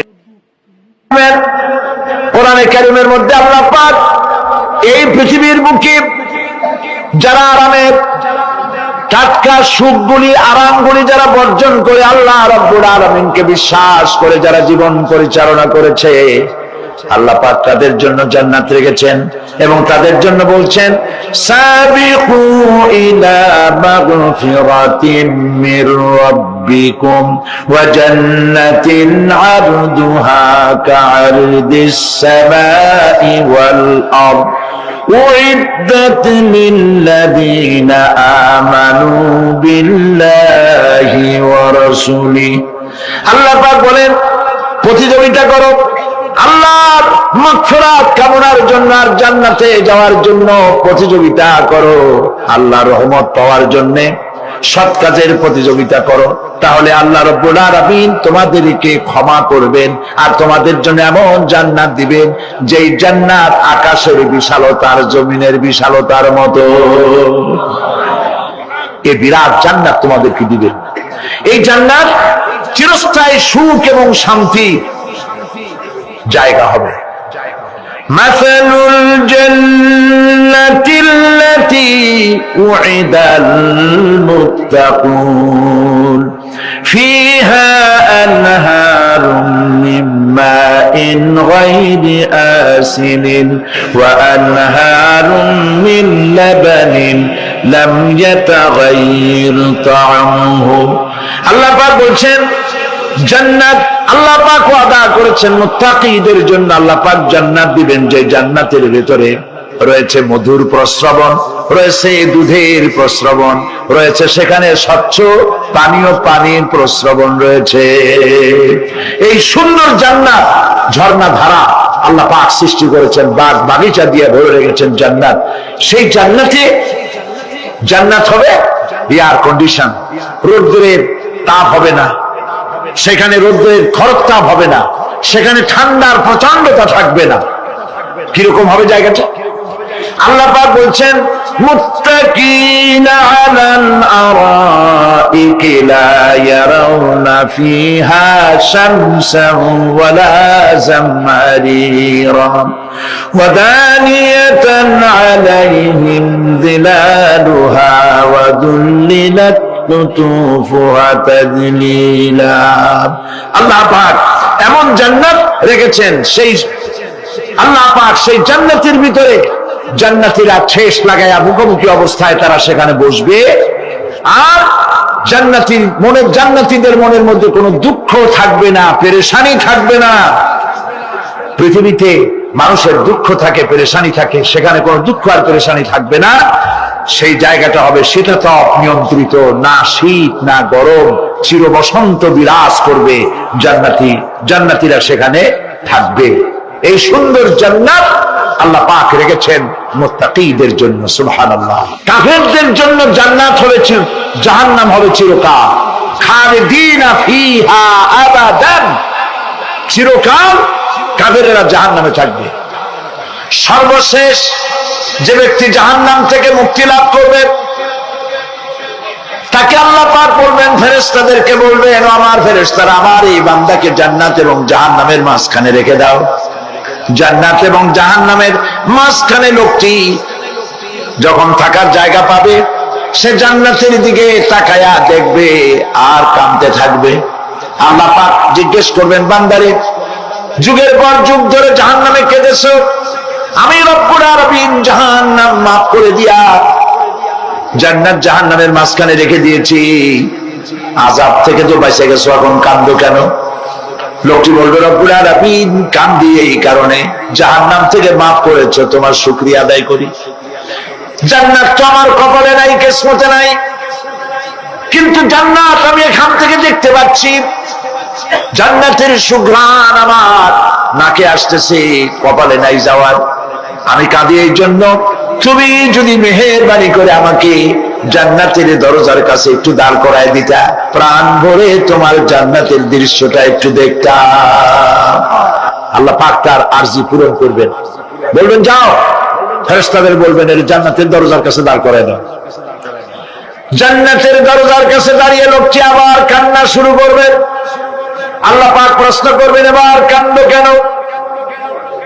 লোকটি বলবে, রব্বুল আলামিন কান্দি এই কারণে, জান্নাতের এই দরজায় দাঁড়াইয়া জান্নাতের অফুরন্ত নেয়ামত কিছুই ভালো করে দেখা যায় না, শুধু অল্প জায়গা দেখি। যদি তুমি আমারে দয়া করে জান্নাতের মাঝখানে দাঁড় করায় দিতা, চতুর্দিকে তাকায়া তাকায়া দেখা কলিজারে ঠান্ডা বানাইতাম। তবে আমি ওয়াদা করি, জান্নাতের কোন নাজ নেয়ামত, কোন ফল আমি খাবো না, ধরবো না, সইব না। একটুখানি মেহেরবানি করে মাঝখানে দাঁড় করাইয়া দাও, জান্নারে ঠান্ডা করি। আল্লাহ রব্বুল আলামিন ফেরেশতাদের বলবেন, আমার এই বান্দারে জান্নাতের মাঝখানে দাঁড় করাইয়া দে। আল্লাহর নবী বলেন, জান্নাতের মাঝখানে দাঁড়িয়ে লোকটি আগের চাইতে আরো জোরে চিৎকার মেরে কাঁদতে থাকবে। আল্লাহ পাক বলবেন, বান্দারে কি হলো তোর? দরজার কাছে আসতে চাইছিলে, আইনা দিলাম। আবার এবার মাঝখানে আসতে চাইছো, তাও এনে দিয়েছি, আবার কান্দো কেন? লোকটি বলল, রব্বুল আলামিন এবার কান্দি এই জন্যে, তুমি যখন দয়া করে একটিবার জান্নাতের মাঝখানে এনে আমাকে দাঁড় করায় দিয়েছো, তুমি রহমান রহিম গফুরুর রহিম, এই জান্নাত থেকে আবার আর বাইর করে দিও না। আল্লাহ রাব্বুল আলামিন বলবেন, ও আমার বান্দারে, আমার এই জান্নাত তোর খুব পছন্দ হয়েছে নাকি? লোকটি বলবে, রব্বুল আলামিন কলিজা ঠান্ডা হয়ে গেছে, ভাবতেও পারি নাই জান্নাত এত সুন্দর। আল্লাহ পাক বলবেন, বান্দারে এরকম একটি নয়, দুইটা নয়, তোর জন্য আমি 10টা জান্নাতে এরকম রিজার্ভ করে রাখছি। সুবহান। আল্লাহ পাককে ভয় করে পৃথিবীর সমস্ত পাপ থেকে যারা নিজেকে রক্ষা করবে, আল্লাহ তাদের জন্য এই জান্নাত রেখে দিয়েছেন। সুবহানাল্লাহ। সেই জান্নাতের রিসিপশন আপনারা আন্দাজ করতে পারবেন না, রিসিপশন কারে কয়? কি এর প্রধানমন্ত্রী আর প্রেসিডেন্ট, 4-5টা পুলিশ আর আর্মি আসে একটা ফট করে সেলুট মারলো, বা শেষ হয়ে গেল, এরকম না। জান্নাতীদেরকে রিসিপশন দেওয়া হবে। জান্নাতীরা যখন আল্লাহর হুকুমে জান্নাতের দিকে যেতে লাগবে, আর যখন জান্নাতের কাছে চলে যাবে, আল্লাহ রাব্বুল আলামিন শোনায় দিচ্ছেন, হাত্তা ইযা জাউহা ফুতিহাত আবওয়াবুহা ওয়া ক্বালা লাহুম খাযানাতুহা সালামুন আলাইকুম তিবতুম ফাদখুলুহা খালিদিন। সুবহানাল্লাহ। জান্নাতীরা যখন জান্নাতে প্রবেশ করার দরজার মুখোমুখি হবে, দ্বার রক্ষীগণ তখন বলবে, সালামুন আলাইকুম, আল্লাহর শান্তি তোমাদের উপরে বর্ষিত হোক। সুবহানাল্লাহ। দুনিয়ার টাটকা সুখগুলি 2 পা দিয়ে ঠেলে দিয়েছো, টাটকা সুখগুলি গ্রহণ করো নাই, হারাম খাও নাই, আল্লাহ দ্বীন কায়েমের জন্য রক্ত দিয়েছো, জীবন দিয়েছো, কষ্ট করেছো, আল্লাহকে ভয় করেছো, আমাদের সালাম গ্রহণ করো, জান্নাতের মধ্যে ঢুকে যাও চিরকালের জন্য। সুবহানাল্লাহ। আর বাইরে হওয়া লাগবে না, চিরকাল এই জান্নাতের মধ্যে তোমরা বসবাস করতে পারবে, আল্লাহ রাব্বুল আলামিনের ফেরেশতারা বলে দিবেন। জান্নাতের মধ্যে আল্লাহ পাক হুরদের সঙ্গে জান্নাতীদের বিয়ের ব্যবস্থা করে দিবেন। কোরআনে কারিমে আল্লাহ পাক বলেন, মুত্তাকিনা আলা সুরুরিন মাসফুফাতিন ওয়া যাওয়াজনাহুম বিহুরিন ঈন। সামনাসামনি ভাবে সাজানো সারি সারি আসন সমূহের উপর তারা ঠেস লাগায় বসে থাকবে, আর আল্লাহ রাব্বুল আলামিন হুরদের সাথে জান্নাতীদের বিয়ের ব্যবস্থা করে দিবেন। যেসব হুরের সঙ্গে বিয়ে হবে তাদের আল্লাহ পাক বিবরণ দিচ্ছেন কি রকম হবে তারা। লাম ইয়াতমিসহুন্না ইনসুন ওয়ালা জান। এর পূর্বে জিন এবং ইনসান এদেরকে কেউ স্পর্শ করে না। কিরকম তারা? কাআন্নাহুন্নাল ইয়াকুতু ওয়াল মারজান। যেমন ঝিনুকের ভিতরে মণিমুক্তা থাকে, এইভাবে আল্লাহ পাক তাদেরকে পবিত্র করে রেখে দিয়েছেন।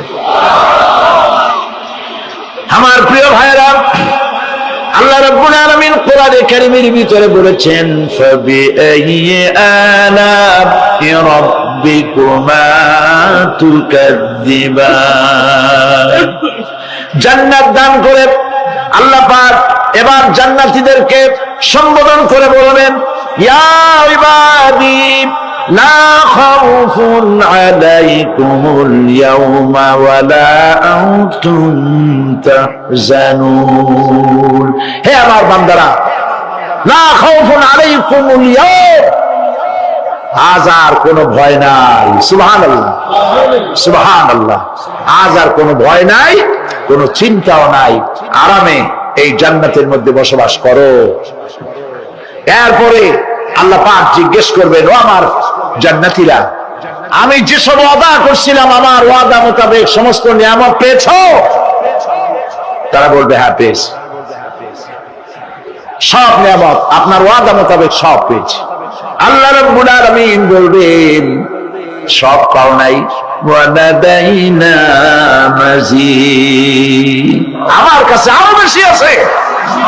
সুবহানাল্লাহ, আমার কাছে আরো বেশি আছে।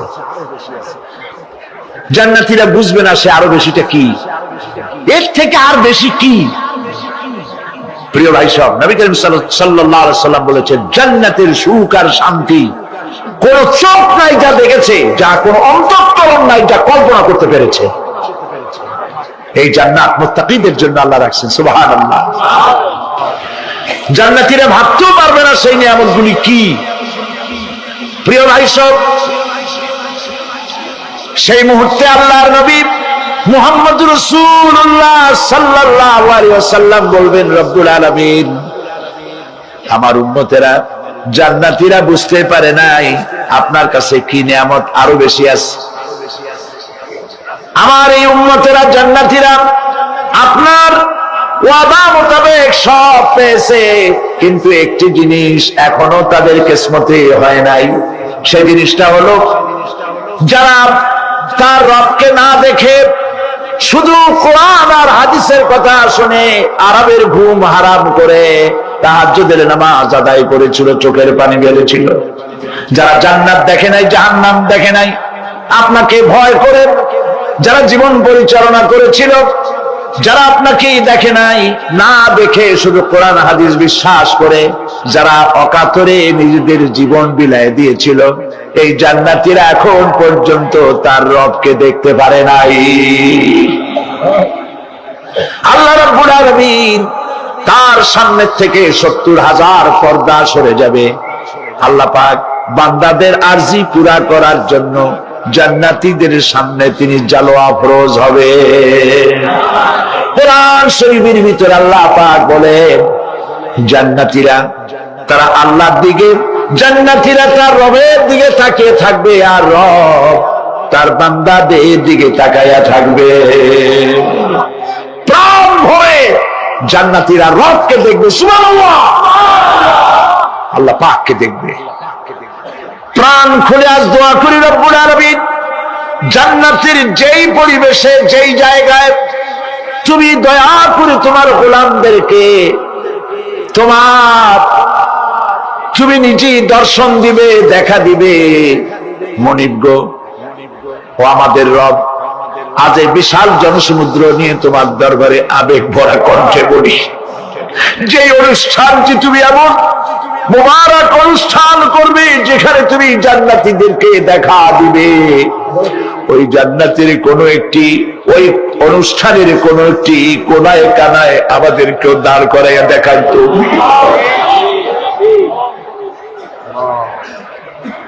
প্রিয় ভাই সব, আল্লাহ রাব্বুল আলামিন মানুষের সামনে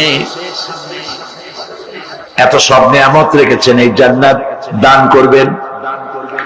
এরপরে আল্লাহ রাব্বুল আলামিন কোরআনে কারীমের মধ্যে বলেছেন, রব্বিস সামাওয়াতি ওয়াল আরদি ওয়া মা বাইনাহুমার রাহমানি লা ইয়ামলিকুনা মিনহু খিতাবা।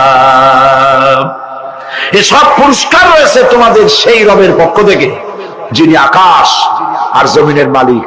সুবহানাল্লাহ বলবেন না? যার সামনে কথা বলার ক্ষমতা কারো হবে না। এটি একটি মারাত্মক কথা। কিয়ামতের দিন আল্লাহর দরবারে কেউ কথা বলতে পারবে না আল্লাহর নির্দেশ ছাড়া। একটি আকীদা পরিষ্কার করে নিয়ে যান আপনাদের, সে আকীদাটা এভাবে পরিষ্কার করুন, কোন পীর সাহেব, কোন খাজা বাবা, কোন মাওলানা, কোন মুহাদ্দিস, কোন বুজুর্গ আপনাকে সুপারিশ করতে পারবে না যদি না আল্লাহ পাক তাকে কথা বলার তৌফিক না দেন। মনে থাকবে এটা? আয়াতুল কুরসির ভিতরে আমরা পড়ি, মান যাল্লাযী ইয়াশফাউ ইনদাহু ইল্লা বিইযনিহি। আল্লাহ পাক বলেছেন কিয়ামতের দিন আল্লাহর দরবারে কার সাহস আছে কথা বলতে পারে? মান যাল্লাযী ইয়াশফাউ ইনদাহু ইল্লা বিইযনিহি। আল্লাহর ওয়াদা ছাড়া, হুকুম ছাড়া আল্লাহর সামনে কথা বলার সেদিন কেউ থাকবে না। সুবহানাল্লাহ, কেউ কথা বলতে পারবে না। সুপারিশ করতে হবে, আল্লাহ যারে বলেন তুমি করো, অমুকের জন্য করো, সেই ব্যক্তি শুধু তার জন্যই করতে পারবে, আর কেউ কথা বলতে পারবে না। সেই কঠিন হাসরের ময়দান, যেদিন শুধুমাত্র আল্লাহ পাক কথা বলবেন, আর যারে বলতে বলবেন সেই কেবলমাত্র বলতে পারবে। সুপারিশ এটি আল্লাহ পাক কিয়ামতে পারমিশন দিলে বলা যাবে। হযরত ইব্রাহিম আলাইহিস সালাম কিয়ামতের দিন তার নিজের পিতা সম্পর্কে সুপারিশ করবেন, রব্বুল আলামিন আমার আব্বার জন্য সুপারিশ করতেছি, মেহেরবানি করে জাহান্নাম থেকে তারে আপনি রক্ষা করুন। আল্লাহ রব্বুল আলামিন বলবেন, ইব্রাহিম তোমার সুপারিশ মঞ্জুর হবে না। প্রিয় ভাই সব, একটু মাথা খাটান, চিন্তা করেন। জাতির পিতা কে? জাতির পিতা চিল্লায় বলুন, কলিজা সাফ করে ফেলুন, মুসলমানদের জাতির পিতা হাবিজ হাবিব কেউ হতে পারে না।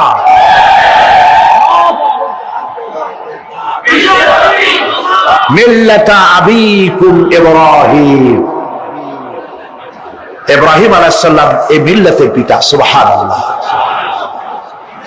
হযরত ইব্রাহিম আলাইহিস সালাম কিয়ামতের দিন বলবেন, আল্লাহ আমার আব্বার জন্য সুপারিশ করছি। আল্লাহ পাক বলবেন মঞ্জুর হবে না। আসল তোমার পিতা হতে পারে, কিন্তু আমার খলিলকে আগুনে ফেলার জন্য নমরুদকে সে সহযোগিতা করেছে, আমি তোমার পিতাকে ক্ষমা করব না। নবী করিম সাল্লাল্লাহু আলাইহি সাল্লামকে সাহাবায়ে কেরাম জিজ্ঞেস করেছেন, হে রাসূল আপনার আব্বা এবং আম্মার অবস্থা কি হবে? নবী করিম সাল্লাল্লাহু আলাইহি সাল্লাম কেঁদে ফেলেছেন, সাফ করেছেন, আমি তাদের কোনো উপকারে আসবো না। আল্লাহু আকবার। আপনি মনে করছেন নাকি যে ইয়া নবী সালাম আলাইকা বলি অমনি নবী সুপারিশ পাবেন? এত সহজ। কতগুলো রসগোল্লা খাইলেন আর বড় একটা মিছিল করলেন আর অমনি চলে যাবেন? পৃথিবীর সব মানুষ, সাহাবায়ে কেরাম বাদ দেন, পৃথিবীর সমস্ত মানুষ একত্রিত হয়ে আবু তালেব রাসূলুল্লাহকে যে ভালোবেসেছেন, ওর 1000 ভাগের 1 ভাগও সারা দুনিয়ার মানুষ রাসূলুল্লাহকে ভালোবাসতে পারবে? পারবে? নিজের ছেলে আলীকে, আলী রাদিয়াল্লাহু তাআলা আনহুকে আলাদা বিছানায় শোয়াইয়া, ছোট্ট মানুষ হযরত আলী আলাদা জায়গায় রাখিয়া মুহাম্মদুর রাসূলুল্লাহ সাল্লাল্লাহু আলাইহি ওয়াসাল্লাম এতিম মানুষ তারে কলিজার সাথে বুকের মধ্যে আশ্রয় দিয়ে আগলে রেখেছেন বুক ভরে। সেই আবু তালেব মৃত্যুর সময় নবী করিম সাল্লাল্লাহু আলাইহি ওয়াসাল্লাম বলেছিলেন, চাচা একটি বার আমার কানে তাওহীদের কালেমা শোনায় দেয়। আবু তালেব তার কিসমতে ছিল না কালেমা। মরে যাওয়ার পর একজন সাহাবী বলেছিলেন, ইয়া রাসূলুল্লাহ, মৃত্যুর সময় আবু তালেবের মুখ আমি নড়তে দেখেছি, তিনি কালেমা পড়েছেন সম্ভবত। রাসূলুল্লাহ সাফ বলেছেন, আমি শুনি নাই। এত ভালোবাসার পরেও হাদিস শরীফে এসেছে আবু তালেব জাহান্নামে যাবে। কোথায় যাবে? জাহান্নামে। সবচাইতে কম আযাব হবে কার? আবু তালেবের। কম আযাবটা কি? হাদিস শরীফে এসেছে কম আযাব হলো জাহান্নামের আগুন দিয়ে 1 জোড়া জুতা তৈরি করে আবু তালেবের পায়ে পরিয়ে দেওয়া হবে। সেই জাহান্নামের আগুনের তৈরি করা জুতার তাপে আবু তালেবের মাথার ঘিলুগুলো টকবক করে বউ পড়তে লাগবে। এত ভালোবেসে যদি কিয়ামতে উপায় না হয়, আপনি ইয়া নবী সালাম আলাইকা, ইয়া রাসূল সালাম আলাইকা আর কতগুলো জিলাপি খাইলেন, বড় একটা মিছিল করলেন। প্রিয় ভাই সব, এইসব বেদাত ছাড়ুন, এগুলি সুস্পষ্ট বিদআত। রাসূলুল্লাহকে ভালোবাসবেন, সাহাবীরা যেভাবে ভালোবেসেছেন ওইভাবে ভালোবাসবেন। আল্লাহ রাব্বুল আলামিন বলেন, যালিকাল ইয়াউমুল হক ফামান শাআ ইত্তাখাযা ইলা রাব্বিহি মাআবা। এই দিনটি অবশ্যই আসবে, সেদিনটি নিশ্চিতভাবে আসবে। আর এখন যার ইচ্ছা সে তার রবের দিকে অগ্রসর হোক। ইন্না আনজারনাকুম আযাবান করিবান ইয়াওমা ইয়ানজুরুল মার'উ মা কদ্দামাত ইয়াদাহু ওয়া ইয়াকুলুল কাফিরু ইয়া লাইতানি কুনতু তুরাবা। ইন্না আনজারনাকুম আযাবান করিবা, খুব নিকটবর্তী একটি আযাব সম্পর্কে আমি তোমাদেরকে সতর্ক করে দিলাম। কে বলতেছে? আল্লাহ পাক। লক্ষ্য করুন আল্লাহ কি বলছেন, খুব নিকটবর্তী একটি কঠিন শাস্তি, আযাব অর্থাৎ কিয়ামত, এ সম্পর্কে আমি তোমাদেরকে সতর্ক করে দিলাম। ইয়াউমা ইয়ানজুরুল মার'উ মা কদ্দামাত ইয়াদা, সেদিন প্রত্যেকটি লোক যা সে পাঠিয়ে দিয়েছিল এখানে, অর্থাৎ যা করেছিল সেগুলি সে দেখতে পাবে। আর তখন ওয়ায়াকুলুল কাফিরু ইয়া লাইতানি কুনতু তুরাবা। সেই কিয়ামতের ময়দানে অবস্থা দেখে কাফেররা বলবে, আরে মানুষ না হইয়া যদি মাটি হইয়া যেতাম, যদি মাটি হতাম, যদি মানুষ না হয়ে না জন্মতাম, আজ এই হাসরের ময়দানে এইখানে এই বিচারের মুখোমুখি হতাম না, মাটি হইলে বরং অনেক ভালো হতো।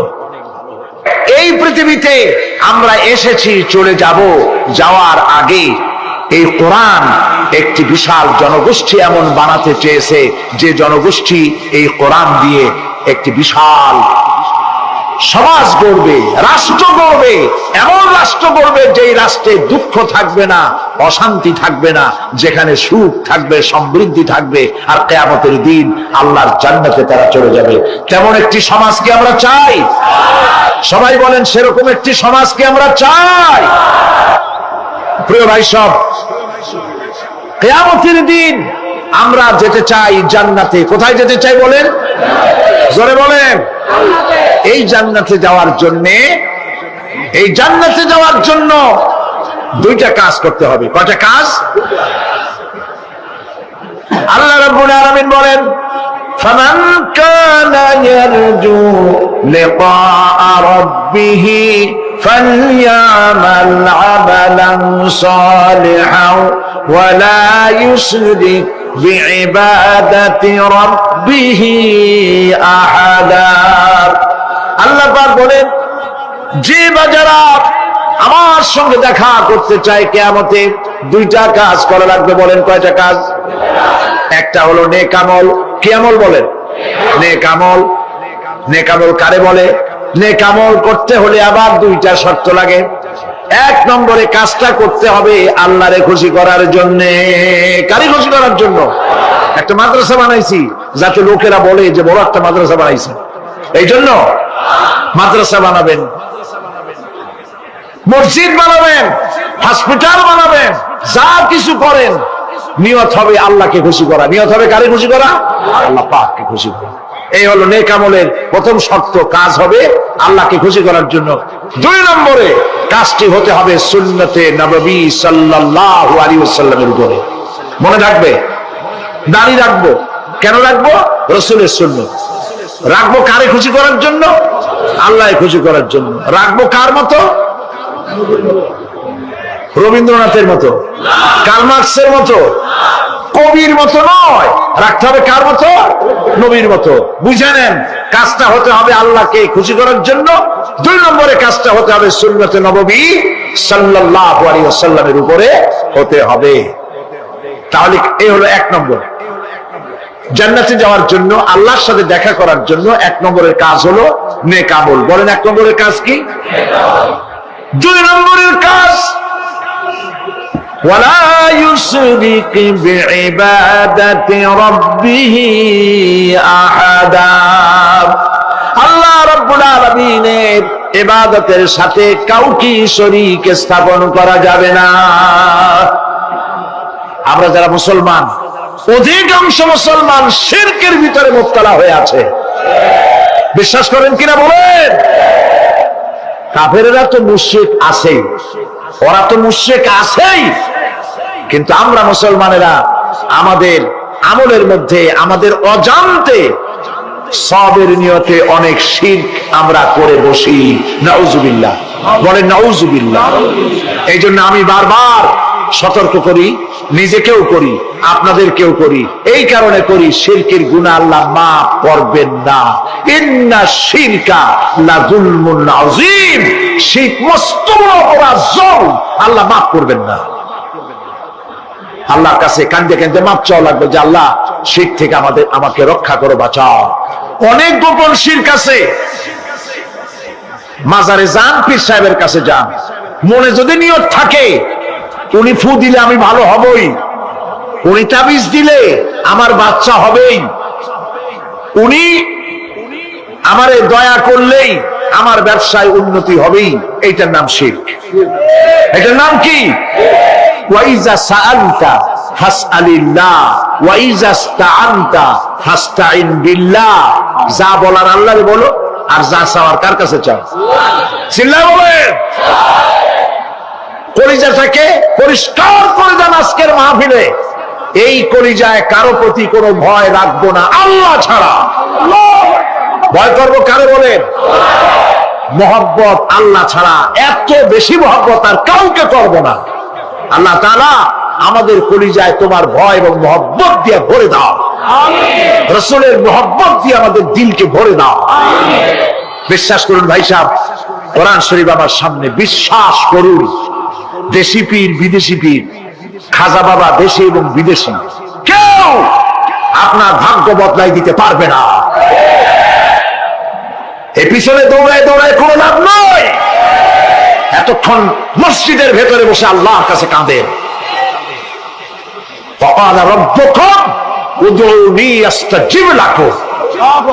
তোমার রব বলেছে আমারে ডাকো, আমি ডাকের সাড়া দিয়ে দেব। সুবহানাল্লাহ। আর আল্লাহ বলেছেন আমার ইবাদতের সাথে কাউকে শরীক করবে না। আলাইসাল্লাহু বিকাফিন আব্দা। আল্লাহ প্রশ্ন করছেন, আলাইসাল্লাহু বিকাফিন আব্দা, আমি কি আমার বান্দার জন্য যথেষ্ট নই? চিল্লায় বলুন অবশ্যই যথেষ্ট। আবার বলেন অবশ্যই যথেষ্ট। কলিজা সাফ করে ফেলেন সম্রাট শাহজাহান, দিল্লির সম্রাট, হাবিজাবি সম্রাট না, দিল্লির সম্রাট। এখন কোথায়? কবরের মধ্যে। কবি বলতেছেন, শাহনে জাহাঁ কো जिन्हें फकर से देते थे बाज, शाहने जहां को जिन्हें फकर से देते थे बाज, वाज कब्र में है सूरह अलहम्दु की मोहताज। সারা ভারতবর্ষ যারা ট্যাক্স দিয়ে নিজেকে সৌভাগ্যবান বলে মনে করত, সে আজ কবরের মধ্যে ভিক্ষুকের মতো সূরা আলহামদুর মতো একটি সূরার মুহতাজ হয়ে ভিক্ষুকের মতো শুয়ে আছে। সম্রাট শাহজাহান মসজিদে বসে আছে, এক ফকির ঘুরতেছে। লোকেরা কয়, ছোটবেলা থেকেই তোমার খয়রাত করতে দেখলাম, ভিক্ষা কি জীবনেও যাবে না তোমার? লোকটি বলছে, আমি ভিক্ষা করবো ছাড়া আমার উপায়টা কি?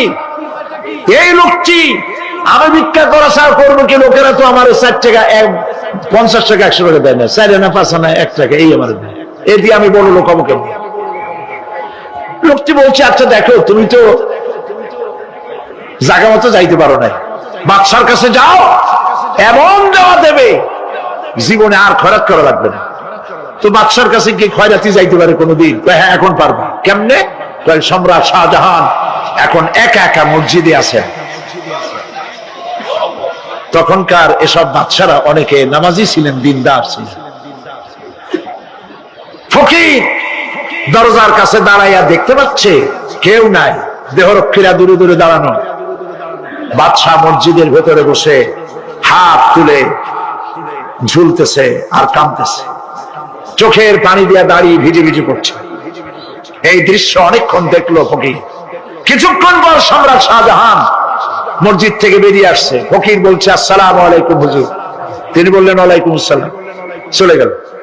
বাদশা বলল, আমার কাছে তো কেউ আইসা কিছু না চাইয়া তো যায় না, এরে দেখলাম খয়রাতির মতো কিছু চাইলো না, বেটা ভয় করলো নাকি? এদিকে আসো। আসছে। ভয় পাইছো? কয় না, ভয় পাইনি। তো কিছু যে চাইলে না? ফকির বলছে, জাহাপানা, সত্যিই কিছু চাইতে আসছিলাম, তারপর চাইলে না কেন? ফকির বলছে, জাহাপানা, সারা জীবন ভিক্ষা করেছি, আর আজ দিল্লির সম্রাটের কাছে বেশি পাওয়ার লোভে এসেছি না, কিন্তু আপনার দশা দেখা আমার জ্ঞানের চোখ খুলে গেছে। আমি লক্ষ্য করে দেখলাম, আমি সম্রাটের কাছে চাইতে এসেছি, হাত তুলি নাই, বিনয় প্রকাশ করি নাই, চোখের পানি ফেলি নাই, কিন্তু লক্ষ্য করে দেখলাম দিল্লির সম্রাট আমার চাইতেও বড় ভিক্ষুকের মতো। আবার কোন সম্রাটের কাছে হাত তুলা কান্দে? আমার জ্ঞানের চোখ খুলে গিয়েছে, আমি বুঝতে পেরেছি সম্রাট কান্দে যেই সম্রাটের কাছে, তারে ছাড়া আর কারো কাছে জীবনে চাইব না। এই কথাই সূরা ফাতিহায় প্রত্যেকদিন পড়ি, বুঝি না কি পড়ি। ইয়াকা না'বুদু ওয়া ইয়াকা নাস্তাঈন। আয় আল্লাহ, একমাত্র তোমার গোলামি করি আর তোমার কাছে সাহায্য চাই, তুমি ছাড়া কারো কাছে সাহায্য চাই না। কলিজা সাফ করুন। কোন মরা পীর, কোন জিন্দা পীর আপনার মনের আশা পুরা করতে পারবে না, পারবে না, পারবে না।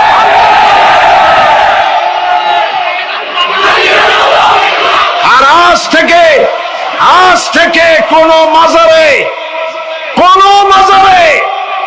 টাকা দিবেন না, পয়সা দিবেন না, আগরবাতি দিবেন না, মোমবাতি দিবেন না, গোলাপ পানি দিবেন না। কারা কারা দিবেন না হাত উঁচু করে দেখা। সুবহানাল্লাহ, আলহামদুলিল্লাহ, লা ইলাহা ইল্লাল্লাহ, সুবহানাল্লাহ, আলহামদুলিল্লাহ, লা ইলাহা ইল্লাল্লাহ সুবহানাল্লাহ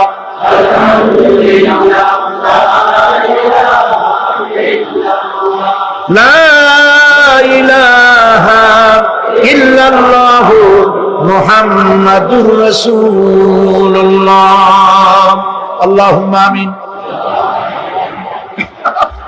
ربنا ظلمنا أنفسنا وإن لم تغفر لنا وترحمنا لنكونن من الخاسرين ربنا العالمين तमाम পৃথিবীর মাটির নিচে যত মুমিন মুমিনাত শুয়ে আছে আল্লাহ কবরগুলি কি জান্নাতের টুকরা বানায়া দাও আয় আল্লাহ তাআলা এই মুহূর্তে মনে পড়ে গেল আমাদের মা বাবার কথা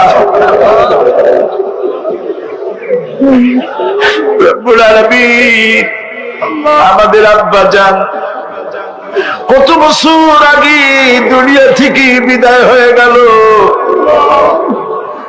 নাম ধরে আর কেউ ডাকে না কত কষ্ট করেছে ধান বিক্রি করে সুপারি বিক্রি করে নিজের পেটে না দিয়া নিজের ভালো জামা না বানাইয়া আমাদের লেখাপড়া শিখাইছে বাড়িঘর বানালো আর একদিন তোমার ডাকে সাড়া দিয়া চলে গেল যুগের পরে যুগ চলে গেল বাপের মুখ আর দেখি না আল্লাহ তাআলা আমাদের আব্বা জান যাদের দুনিয়া থেকে বিদায় হয়ে গেছে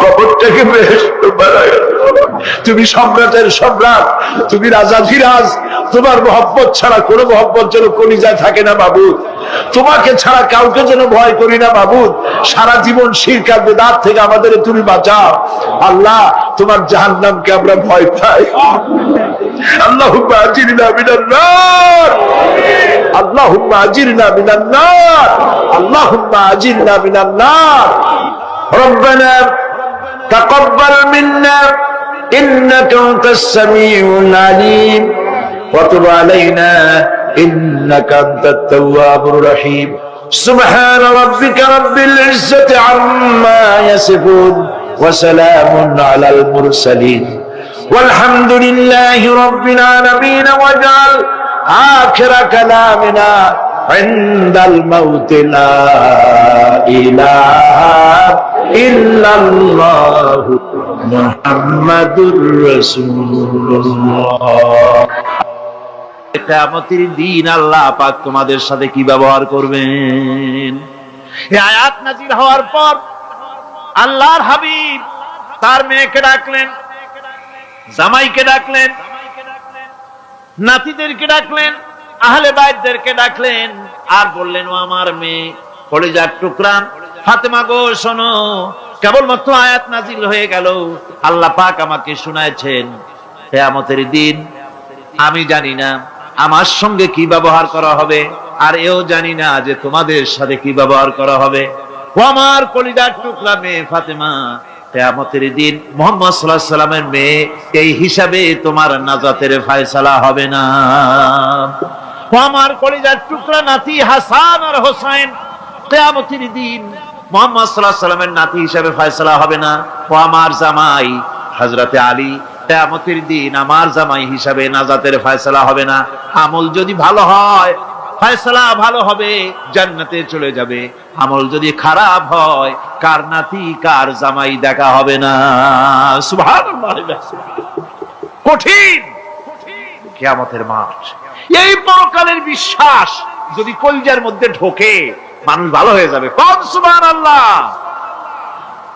আপনাদের দৃষ্টিতে পারবে কথার জবাব যে দিলেন না পুলিশে কি মানুষের চরিত্র ভালো বানাইতে পারবে পুলিশের চরিত্র ভালো বানাবে কেনা সেটাই তো কথা মানুষের চরিত্র যাতে ভালো থাকে মানুষের জন্য খারাপ কাম না করে সেজন্য পুলিশ পুলিশ যাতে খারাপ কাম না করে সেজন্য আরো একটা ডিপার্টমেন্ট আছে না তারা যাতে খারাপ কাজ না করে সেজন্য আর একটা আছে এন্টি করাপশনের আবার এন্টি করাপশন আছে তার উপর আবার এন্টি করাপশন আছে এন্টিটার অভাব নাই সুতরাং পুলিশ দিয়া, বিডিআর দিয়া, আর্মি দিয়া মানুষের, দেশের, জাতির চরিত্র ভালো বানানো যায় না।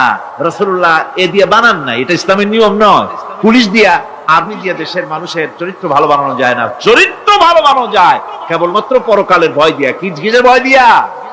ওই যে মক্কার জীবনে ওই সমস্ত মানুষগুলি যারা চুরি করত, ডাকাতি করত, জেনা করত, বদমাশি করত, যারা শয়তানি করত, যারা মানুষকে খুন করত, এই মানুষগুলি এত ভালো হয়ে গেল, যারা চুরি ছেড়ে দিল, ডাকাতি ছেড়ে দিল, জেনা ব্যভিচার ছেড়ে দিল, এত ভালো হয়ে গেল, পৃথিবীর মধ্যে সেরা মানুষ তারা হয়ে গেলেন। জোরে বলেন সুবহানাল্লাহ। নবীর সাহাবীরা পৃথিবীর শ্রেষ্ঠ সন্তান, নবীর সাহাবীরা পৃথিবীর সেরা মানুষ, তাদের চাইতে সেরা মানুষ নবীদের পরে আর কেউ হতে পারে না। জোরে কোন সুবহানাল্লাহ। নবীর পরে পৃথিবীতে শ্রেষ্ঠ মানুষ কারা? সাহাবায়ে কেরাম রিদওয়ানুল্লাহি তাআলা আলাইহিম আজমাইন। ওনারা তো কুফরের মধ্যে ছিলেন, শিরকের মধ্যে ছিলেন, চুরি, ডাকাতি, জেনা, ব্যভিচার এমন কোন পাপ নাই যা করা হয়নি। তারপরে যখন আল্লাহর নবীর কাছ থেকে তাওহীদ, রিসালাত ও আখিরাতের দাওয়াত পেলেন, কি সোনার মানুষ এক একজন হয়ে গেলেন। সুবহানাল্লাহ। যারা ছিলেন নারীর সতীত্বের জম, তারা হয়ে গেলেন নারীর সতীত্বের পাহারাদার।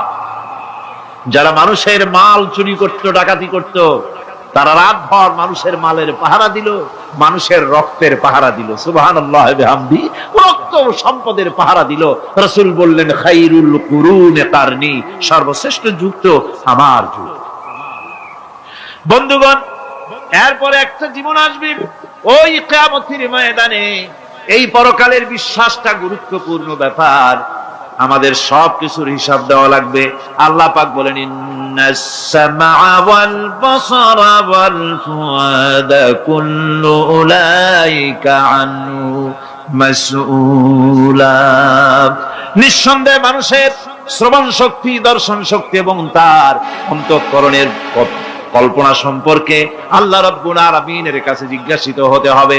কান দিয়া কি করেছিলা, চোখ দিয়া কি করেছিলা, মুখ দিয়া কি করেছিলে, হাত দিয়ে কি করেছিলে, সবকিছুর জবাব আল্লাহ রাব্বুল আলামিনের কাছে দিতে হবে। সবটার জবাব দিতে হবে, কোনো কিছু বাদ যাবে না। এমনকি মনের ভিতরে যে কল্পনা আমরা করি, এই কল্পনার হিসাবও আল্লাহর দরবারে দিতে হবে। কোরআনে কারীম বলছেন, ওয়া ইন তুবদু মা ফি আনফুসিকুম আও তুখফুহু ইউহাসিবকুম বিহিল্লাহ। মনের ভিতরে তুমি যেটা কল্পনা করো সেটা প্রকাশ করো, অথবা তুমি গোপন রাখো, যাই তুমি করো না কেন, আল্লাহ রাব্বুল আলামিন এর হিসাবও তোমার কাছে নেবেন। ফায়াগফিরু লিমান ইয়াশাউ ওয়া ইউআযযিবু মান ইয়াশাউ ওয়াল্লাহু আলা কুল্লি শাইইন কাদির। মহান আল্লাহ পাক বলেন, করার পর তোমার মনের ভিতরে কি কল্পনা করেছিলে ওইটার হিসাব আমি নেব। হিসাব নেওয়ার পর যারে খুশি ক্ষমা করে দেব, যাকে খুশি শাস্তি প্রদান করব। সবকিছুর উপরে আল্লাহ রাব্বুল আলামিন শক্তিমান, সব তিনি করতে পারেন, সমস্ত কুদরত রয়েছে তার। সুতরাং মানুষদেরকে, আল্লাহর বান্দাদেরকে বিশ্বাস করতে হবে যে আমার কোনো কথা বাদ যাবে না। কথাগুলি রেকর্ড হচ্ছে, কথা রেকর্ড হচ্ছে। আমি যে ওয়াজ করতেছি, এই কথাগুলি রেকর্ড হচ্ছে নাকি হচ্ছে না? অনেক টেপ রেকর্ডার রেকর্ড হচ্ছে, অডিও ভিডিও হচ্ছে। আজ থেকে 50 বছর পর যদি এই রেকর্ড বাজানো হয়, আমাকে যদি বলা হয় যে আপনি অমুক জায়গায় অমুক কথা বলেছেন, আমি যদি বলি না আমি কথা বলি নাই, তারপরে যদি রেকর্ড বাজানো হয়, তাহলে আমি কথা যে বলি নাই যদি বলি, তাহলে এটা ধরা পড়বে না? সেখানে ধরা পড়বে না? তাহলে এই মানুষের কথা প্লাস্টিকের ফিতায় রেকর্ড করে 50 বছর, 100 বছর, 200 বছর, 500 বছর যদি প্লাস্টিকের ফিতায় এটাকে চলচ্চিত্র করে অথবা টেপ রেকর্ডারে করে যদি ধরে রাখা যায়, এই বুদ্ধিটা কে দিলেন কত দেখি? সবাই কন্যা এই বুদ্ধিটা দিলেন কে? যে আল্লাহ রাব্বুল আলামিন মানুষের মাথায় বুদ্ধি দিলেন, যার দ্বারা সে মানুষের কথাবার্তা, অ্যাক্টিভিটি সব ধরে রাখতে পারে। সেই আল্লাহ রব্বুল আলামিন বুঝি আপনার আমার কথা এবং আপনার আমার অ্যাক্টিভিটিস কে তিনি বুঝি ধরে রাখতে পারবেন না কিয়ামত পর্যন্ত? পারবেন কিনা? সেজন্য রব্বুল আলামিন বলেন, মা ইয়ালফিযু মিন কাওলিন ইল্লা লাদাইহি রাকীবুন আতীদ। সমস্ত কথা রেকর্ড হচ্ছে। সুবহানাল্লাহ কোন জোরে! সমস্ত কথা রেকর্ড হচ্ছে, একটা কথাও বাদ যাবে না। মুখ আছে বলেই কথা বলবেন তা না, হিসাব করে কথা বলতে হবে। গীবত গাওয়া যাবে না, মিথ্যা কথা বলা যাবে না, মিথ্যা ওয়াদা করা যাবে না। মিথ্যা ওয়াদার তো মৌসুম এসে গেছে। কি কোন বোঝেন কথা? হ্যাঁ, মিথ্যা ওয়াদার মৌসুম এসে গেছে। এখন মৌসুমে বাহার, মিথ্যা বলার। কত সুন্দর সুন্দর ওয়াদা, সোনা দিয়া রাস্তা বানায় দেবো। অভুক্ত মানুষদের বলা হয় না খেয়ে মরবেন না, কিন্তু কি খেয়ে মরবে তাও কয়। আমরা যদি যাইতে পারি তাহলে মটকির মতো রসগোল্লা বানাই, গরুর গাড়ির চাকার মতো জিলাপি বানাই, খাইতে গিয়ে হা করে শীত হয়ে থাকি। কত রঙিন রঙিন কথা। মিথ্যা ওয়াদার সময় এসেছে। ভাইরা আমার, পরকাল যদি বিশ্বাস করে সেই ব্যক্তি কিছুতেই মুখ আছে বলেই যা খুশি বলবে না, পরনিন্দা করবে না, পরচর্চা করবে না, হাত আছে বলেই যা তা লিখবে না। ঘটনা হইল একটা, লিখলো আর একটা। কলম একটা আছে বলেই যা খুশি তা লেখা যায় না, মুখ আছে বলেই যা খুশি তা বলা যায় না, চোখ আছে বলেই যা খুশি তা দেখা যায় না।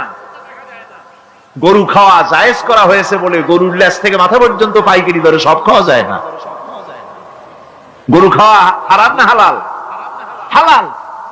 পাইকারি দরে লেজ থেকে মাথা পর্যন্ত সব খাওয়া হালাল না। ওর মধ্যে আল্লাহ কিছু হারাম রেখে দিছে, সেগুলোকে বাইসে খাইতে হবে। আল্লাহ দেখতে চান পাইকারি দরে জমের খাওয়া খাও না আমার হারাম গুলি বাদ দিয়া খাও, নিষেধ করা গুলি বাদ দিয়া খাও। মুখ আছে বলেই যা খুশি তা বলা যাবে না, কান আছে বলেই যা খুশি তা শোনা যাবে না, চোখ আছে বলেই যা খুশি তা দেখা যাবে না, হাত পা আছে বলেই যা খুশি তা করা যাবে না। সবটার পেছনে আল্লাহ রাব্বুল আলামিনকে ভয় করা লাগবে। মহান আল্লাহ রাব্বুল আলামিন বলে, বান্দারে তোমার সমস্ত কার্যাবলী এমনকি তোমার চাহনিটা পর্যন্ত কার দিকে কি নিয়তে তাকায়ছো কেউ জানে না, আমি আল্লাহ রাব্বুল আলামিন জানি। وَيَعْلَمُ خَائِنَةَ الْأَعْيُنِ وَمَا تُخْفِي الصُّدُورُ। তোমার অন্তঃকরণ কি জিনিস গোপন করে আর তোমার চক্ষু কি লুকোচুরি খেলে আমি টের পাই। সুবহানাল্লাহ বিহামদি। চশমার ফাঁক দিয়া কি দেখো, কারে দেখো, কি নজরে দেখো, সানগ্লাস পরিয়া কেউ ঠিক পায় না, আমি ঠিক পাই। সুবহানাল্লাহ, জোরে কোন সুবহানাল্লাহ।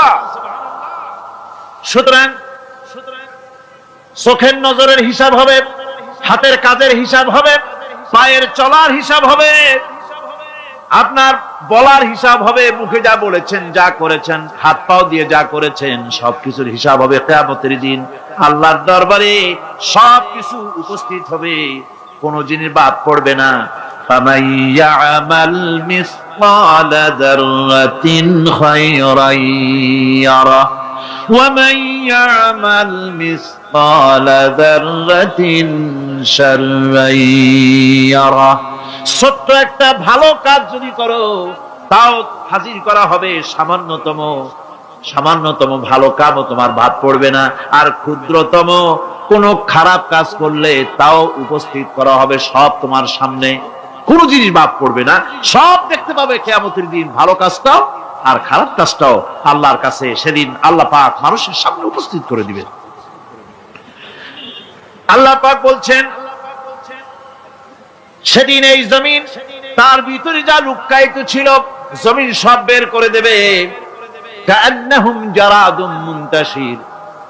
টিড্ডি ফড়িংগুলি পোকাগুলি মাটির থেকে যেমন বেরোয়, এ মাটির ভিতরে যা আছে কিয়ামতের দিন সব মাটি বের করে দেবে। ইযা যুলজিলাতিল আরদু জিলজালাহা ওয়া আখরাজাতিল আরদু আসকালাহা ওয়া ক্বালাল ইনসানু মা লাহা এ জমিনকে ঝাঁকি মারা হবে প্রবল এক ঝাঁকুনি, প্রবল এক ঝাঁকুনিতে এই পৃথিবীর মধ্যে যা কিছু আছে সব বেরিয়ে যাবে। সুবহানাল্লাহ কইতে ইচ্ছা করে না মিয়ারা? এক ঝাঁকুনিতে পৃথিবী সব বের করে দেবে। মানুষ হয়রান হয়ে বলবে কি হয়েছে, এ মাটির হলোটা কি? আমার বন্ধুগণ, মানুষ হয়রান হয়ে গিয়ে বলবে মাটির কি হলো? আল্লাহ রাব্বুল আলামিন বলেন ইয়াউমাইযিন তুহাদ্দিসু আখবারাহা বিআন্না রাব্বাকা আওহালাহা। জমিনের উপরে যা ঘটেছে জমিন তা সব বের করে দেবে, সব প্রকাশ করে দেবে। আর এটা এই জন্য হবে যেহেতু তার রবের হুকুম হয়েছে, তার রব হুকুম করেছে বের করে দে। জমিনের ভিতরে আছে যা সব বেরিয়ে যাবে, আকাশ ভেঙে পড়বে, পাহাড় উড়ে যাবে, জমিনের ভিতরে যা আছে সব উপরে চলে আসবে, পৃথিবীতে সব শেষ, কিচ্ছু নাই, আকাশ নাই, পাহাড় নাই, সমুদ্র নাই, সব একাকার, চন্দ্র নাই, সূর্য নাই, তারকা নাই, গ্যালাক্সি নাই, মহাশূন্য নাই, সব শেষ। আল্লাহ রাব্বুল আলামিন সমস্ত ফেরেশতাদেরকে শেষ করে দিবেন, সকলের মওত হয়ে যাবে, কেউ আর থাকবে না। এমনকি হযরতে আজরাইল মালাকুল মউত তিনিও থাকবেন না, সব আল্লাহ রাব্বুল আলামিন মৃত্যু করে দিবেন। এরপরে আল্লাহ রাব্বুল আলামিন একা তিনি বলবেন ইয়া দুনিয়া, ইয়া দুনিয়া আইনা আনহারুকি, এ পৃথিবী তোর সেই সমুদ্রগুলো কোথায়, নদীগুলি কোথায়? ইয়া দুনিয়া আইনা আশজারুকি, হে দুনিয়া তোমার গাছগুলি কোথায়? এত বন বনানি, এত গাছ ছিল। ইয়া দুনিয়া আইনা জিবালুকি, হে পৃথিবী তোর জমিনে যত পাহাড় ছিল পাহাড়গুলি কই? যত স্বৈরাচার ছিল জমিনের উপরে, যারা স্বৈরাচারী মনোবৃত্তি নিয়ে মানুষ ধ্বংস করেছে, দেশ ধ্বংস করেছে, মায়ের বুক খালি করেছে, ওই স্বৈরাচার গুলি কই? কোনো জবাব নাই। আল্লাহ পাকের পরে বলবেন লিমানিল মুলকুল ইয়াউম, কার রাজত্ব? আজকে রাজত্বটা কার? আল্লাহ তিনবার আওয়াজ দিবেন, আজকে রাজত্ব কার? আল্লাহ পাক যখন তিনবার করে ডাক দিবেন, কোনো জবাব নাই, কোনো জবাব নাই। কে জবাব দেবে? আল্লাহ রাব্বুল আলামিনের সামনে কার ক্ষমতা আছে কথা বলার? কেউ তো নাই, সব শেষ। আল্লাহ পাক বলবেন লিল্লাহিল ওয়াহিদুল কাহ্হার, একমাত্র পরাক্রমশালী আল্লাহ রাব্বুল আলামিনের রাজত্ব আছে। সেই হাসরের মাঠে আমাদের সকলকে উপস্থিত হয়ে যেতে হবে। কেউ আমরা এখান থেকে বাঁচতে পারবো না, সবাইকে উঠতে হবে। অপরাধীরা সেখানে অসহায় হয়ে যাবে, অপরাধীরা অসহায় হয়ে যাবে।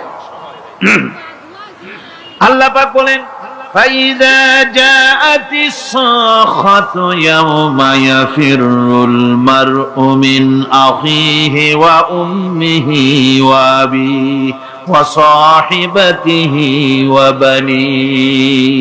অবশেষে যখন কান ফাটানো আওয়াজ আসবে, এই আওয়াজ সেদিন মানুষ নিজের মা বাপ ভাই বোন সব থেকে বিচ্ছিন্ন হয়ে যাবে, সব একের থেকে আরেকজন পালায় যাবে, হারায় যাবে, কেউ কাউকে আর খুঁজে পাবে না। সেদিন ওই কিয়ামতের মাঠে বিভীষিকাময় দৃশ্য, মানুষ হয়রান হয়ে যাবে। মাথার এক হাত অথবা অর্ধ মাইল অথবা এক বিগত এতটুকুন উপরে ওই প্রকাণ্ড সূর্যটার তাপ আসবে, গুনাহগারের মাথার চান্দি ফেটে গিয়া মগজগুলি গলে গলে নাক কান দিয়ে বেয়ে পড়তে লাগবে, জিহ্বাটা কুকুরের মতো ঝুলে নাভিস্থল পর্যন্ত পড়ে যাবে, মাটিটা সূর্যের উত্তাপে তামার মতো গরম হয়ে যাবে, সারা হাসর জুড়ে আওয়াজ হবে পানি পানি পানি। মানুষেরা হয়রান হয়ে যাবে। সেই হাসরের ময়দানে এই চরম কষ্টের ভিতরে আল্লাহ রাব্বুল আলামিন বলেন সেদিন দুটো ভাগ হয়ে যাবে। একদল মানুষের চেহারা আলোয় ঝলমল হয়ে যাবে, আর একদল মানুষের চেহারাগুলি কালো হয়ে যাবে। উজুহু ইয়াওমাইদিন মুসফিরাতুন দাহিকাতুন মুস্তাবশিরা ওয়া উজুহু ইয়াওমাইদিন আলাইহা গাবারা। আল্লাহ পাক বলেন, এক শ্রেণীর মানুষের চেহারা হাস্যোজ্জ্বল ঝলমলে হয়ে যাবে, আর এক শ্রেণীর মানুষের চেহারাগুলি কালো হয়ে যাবে। তারহাকুহা কাতারা উলাইকা হুমুল কাফারাতুল ফাজারা।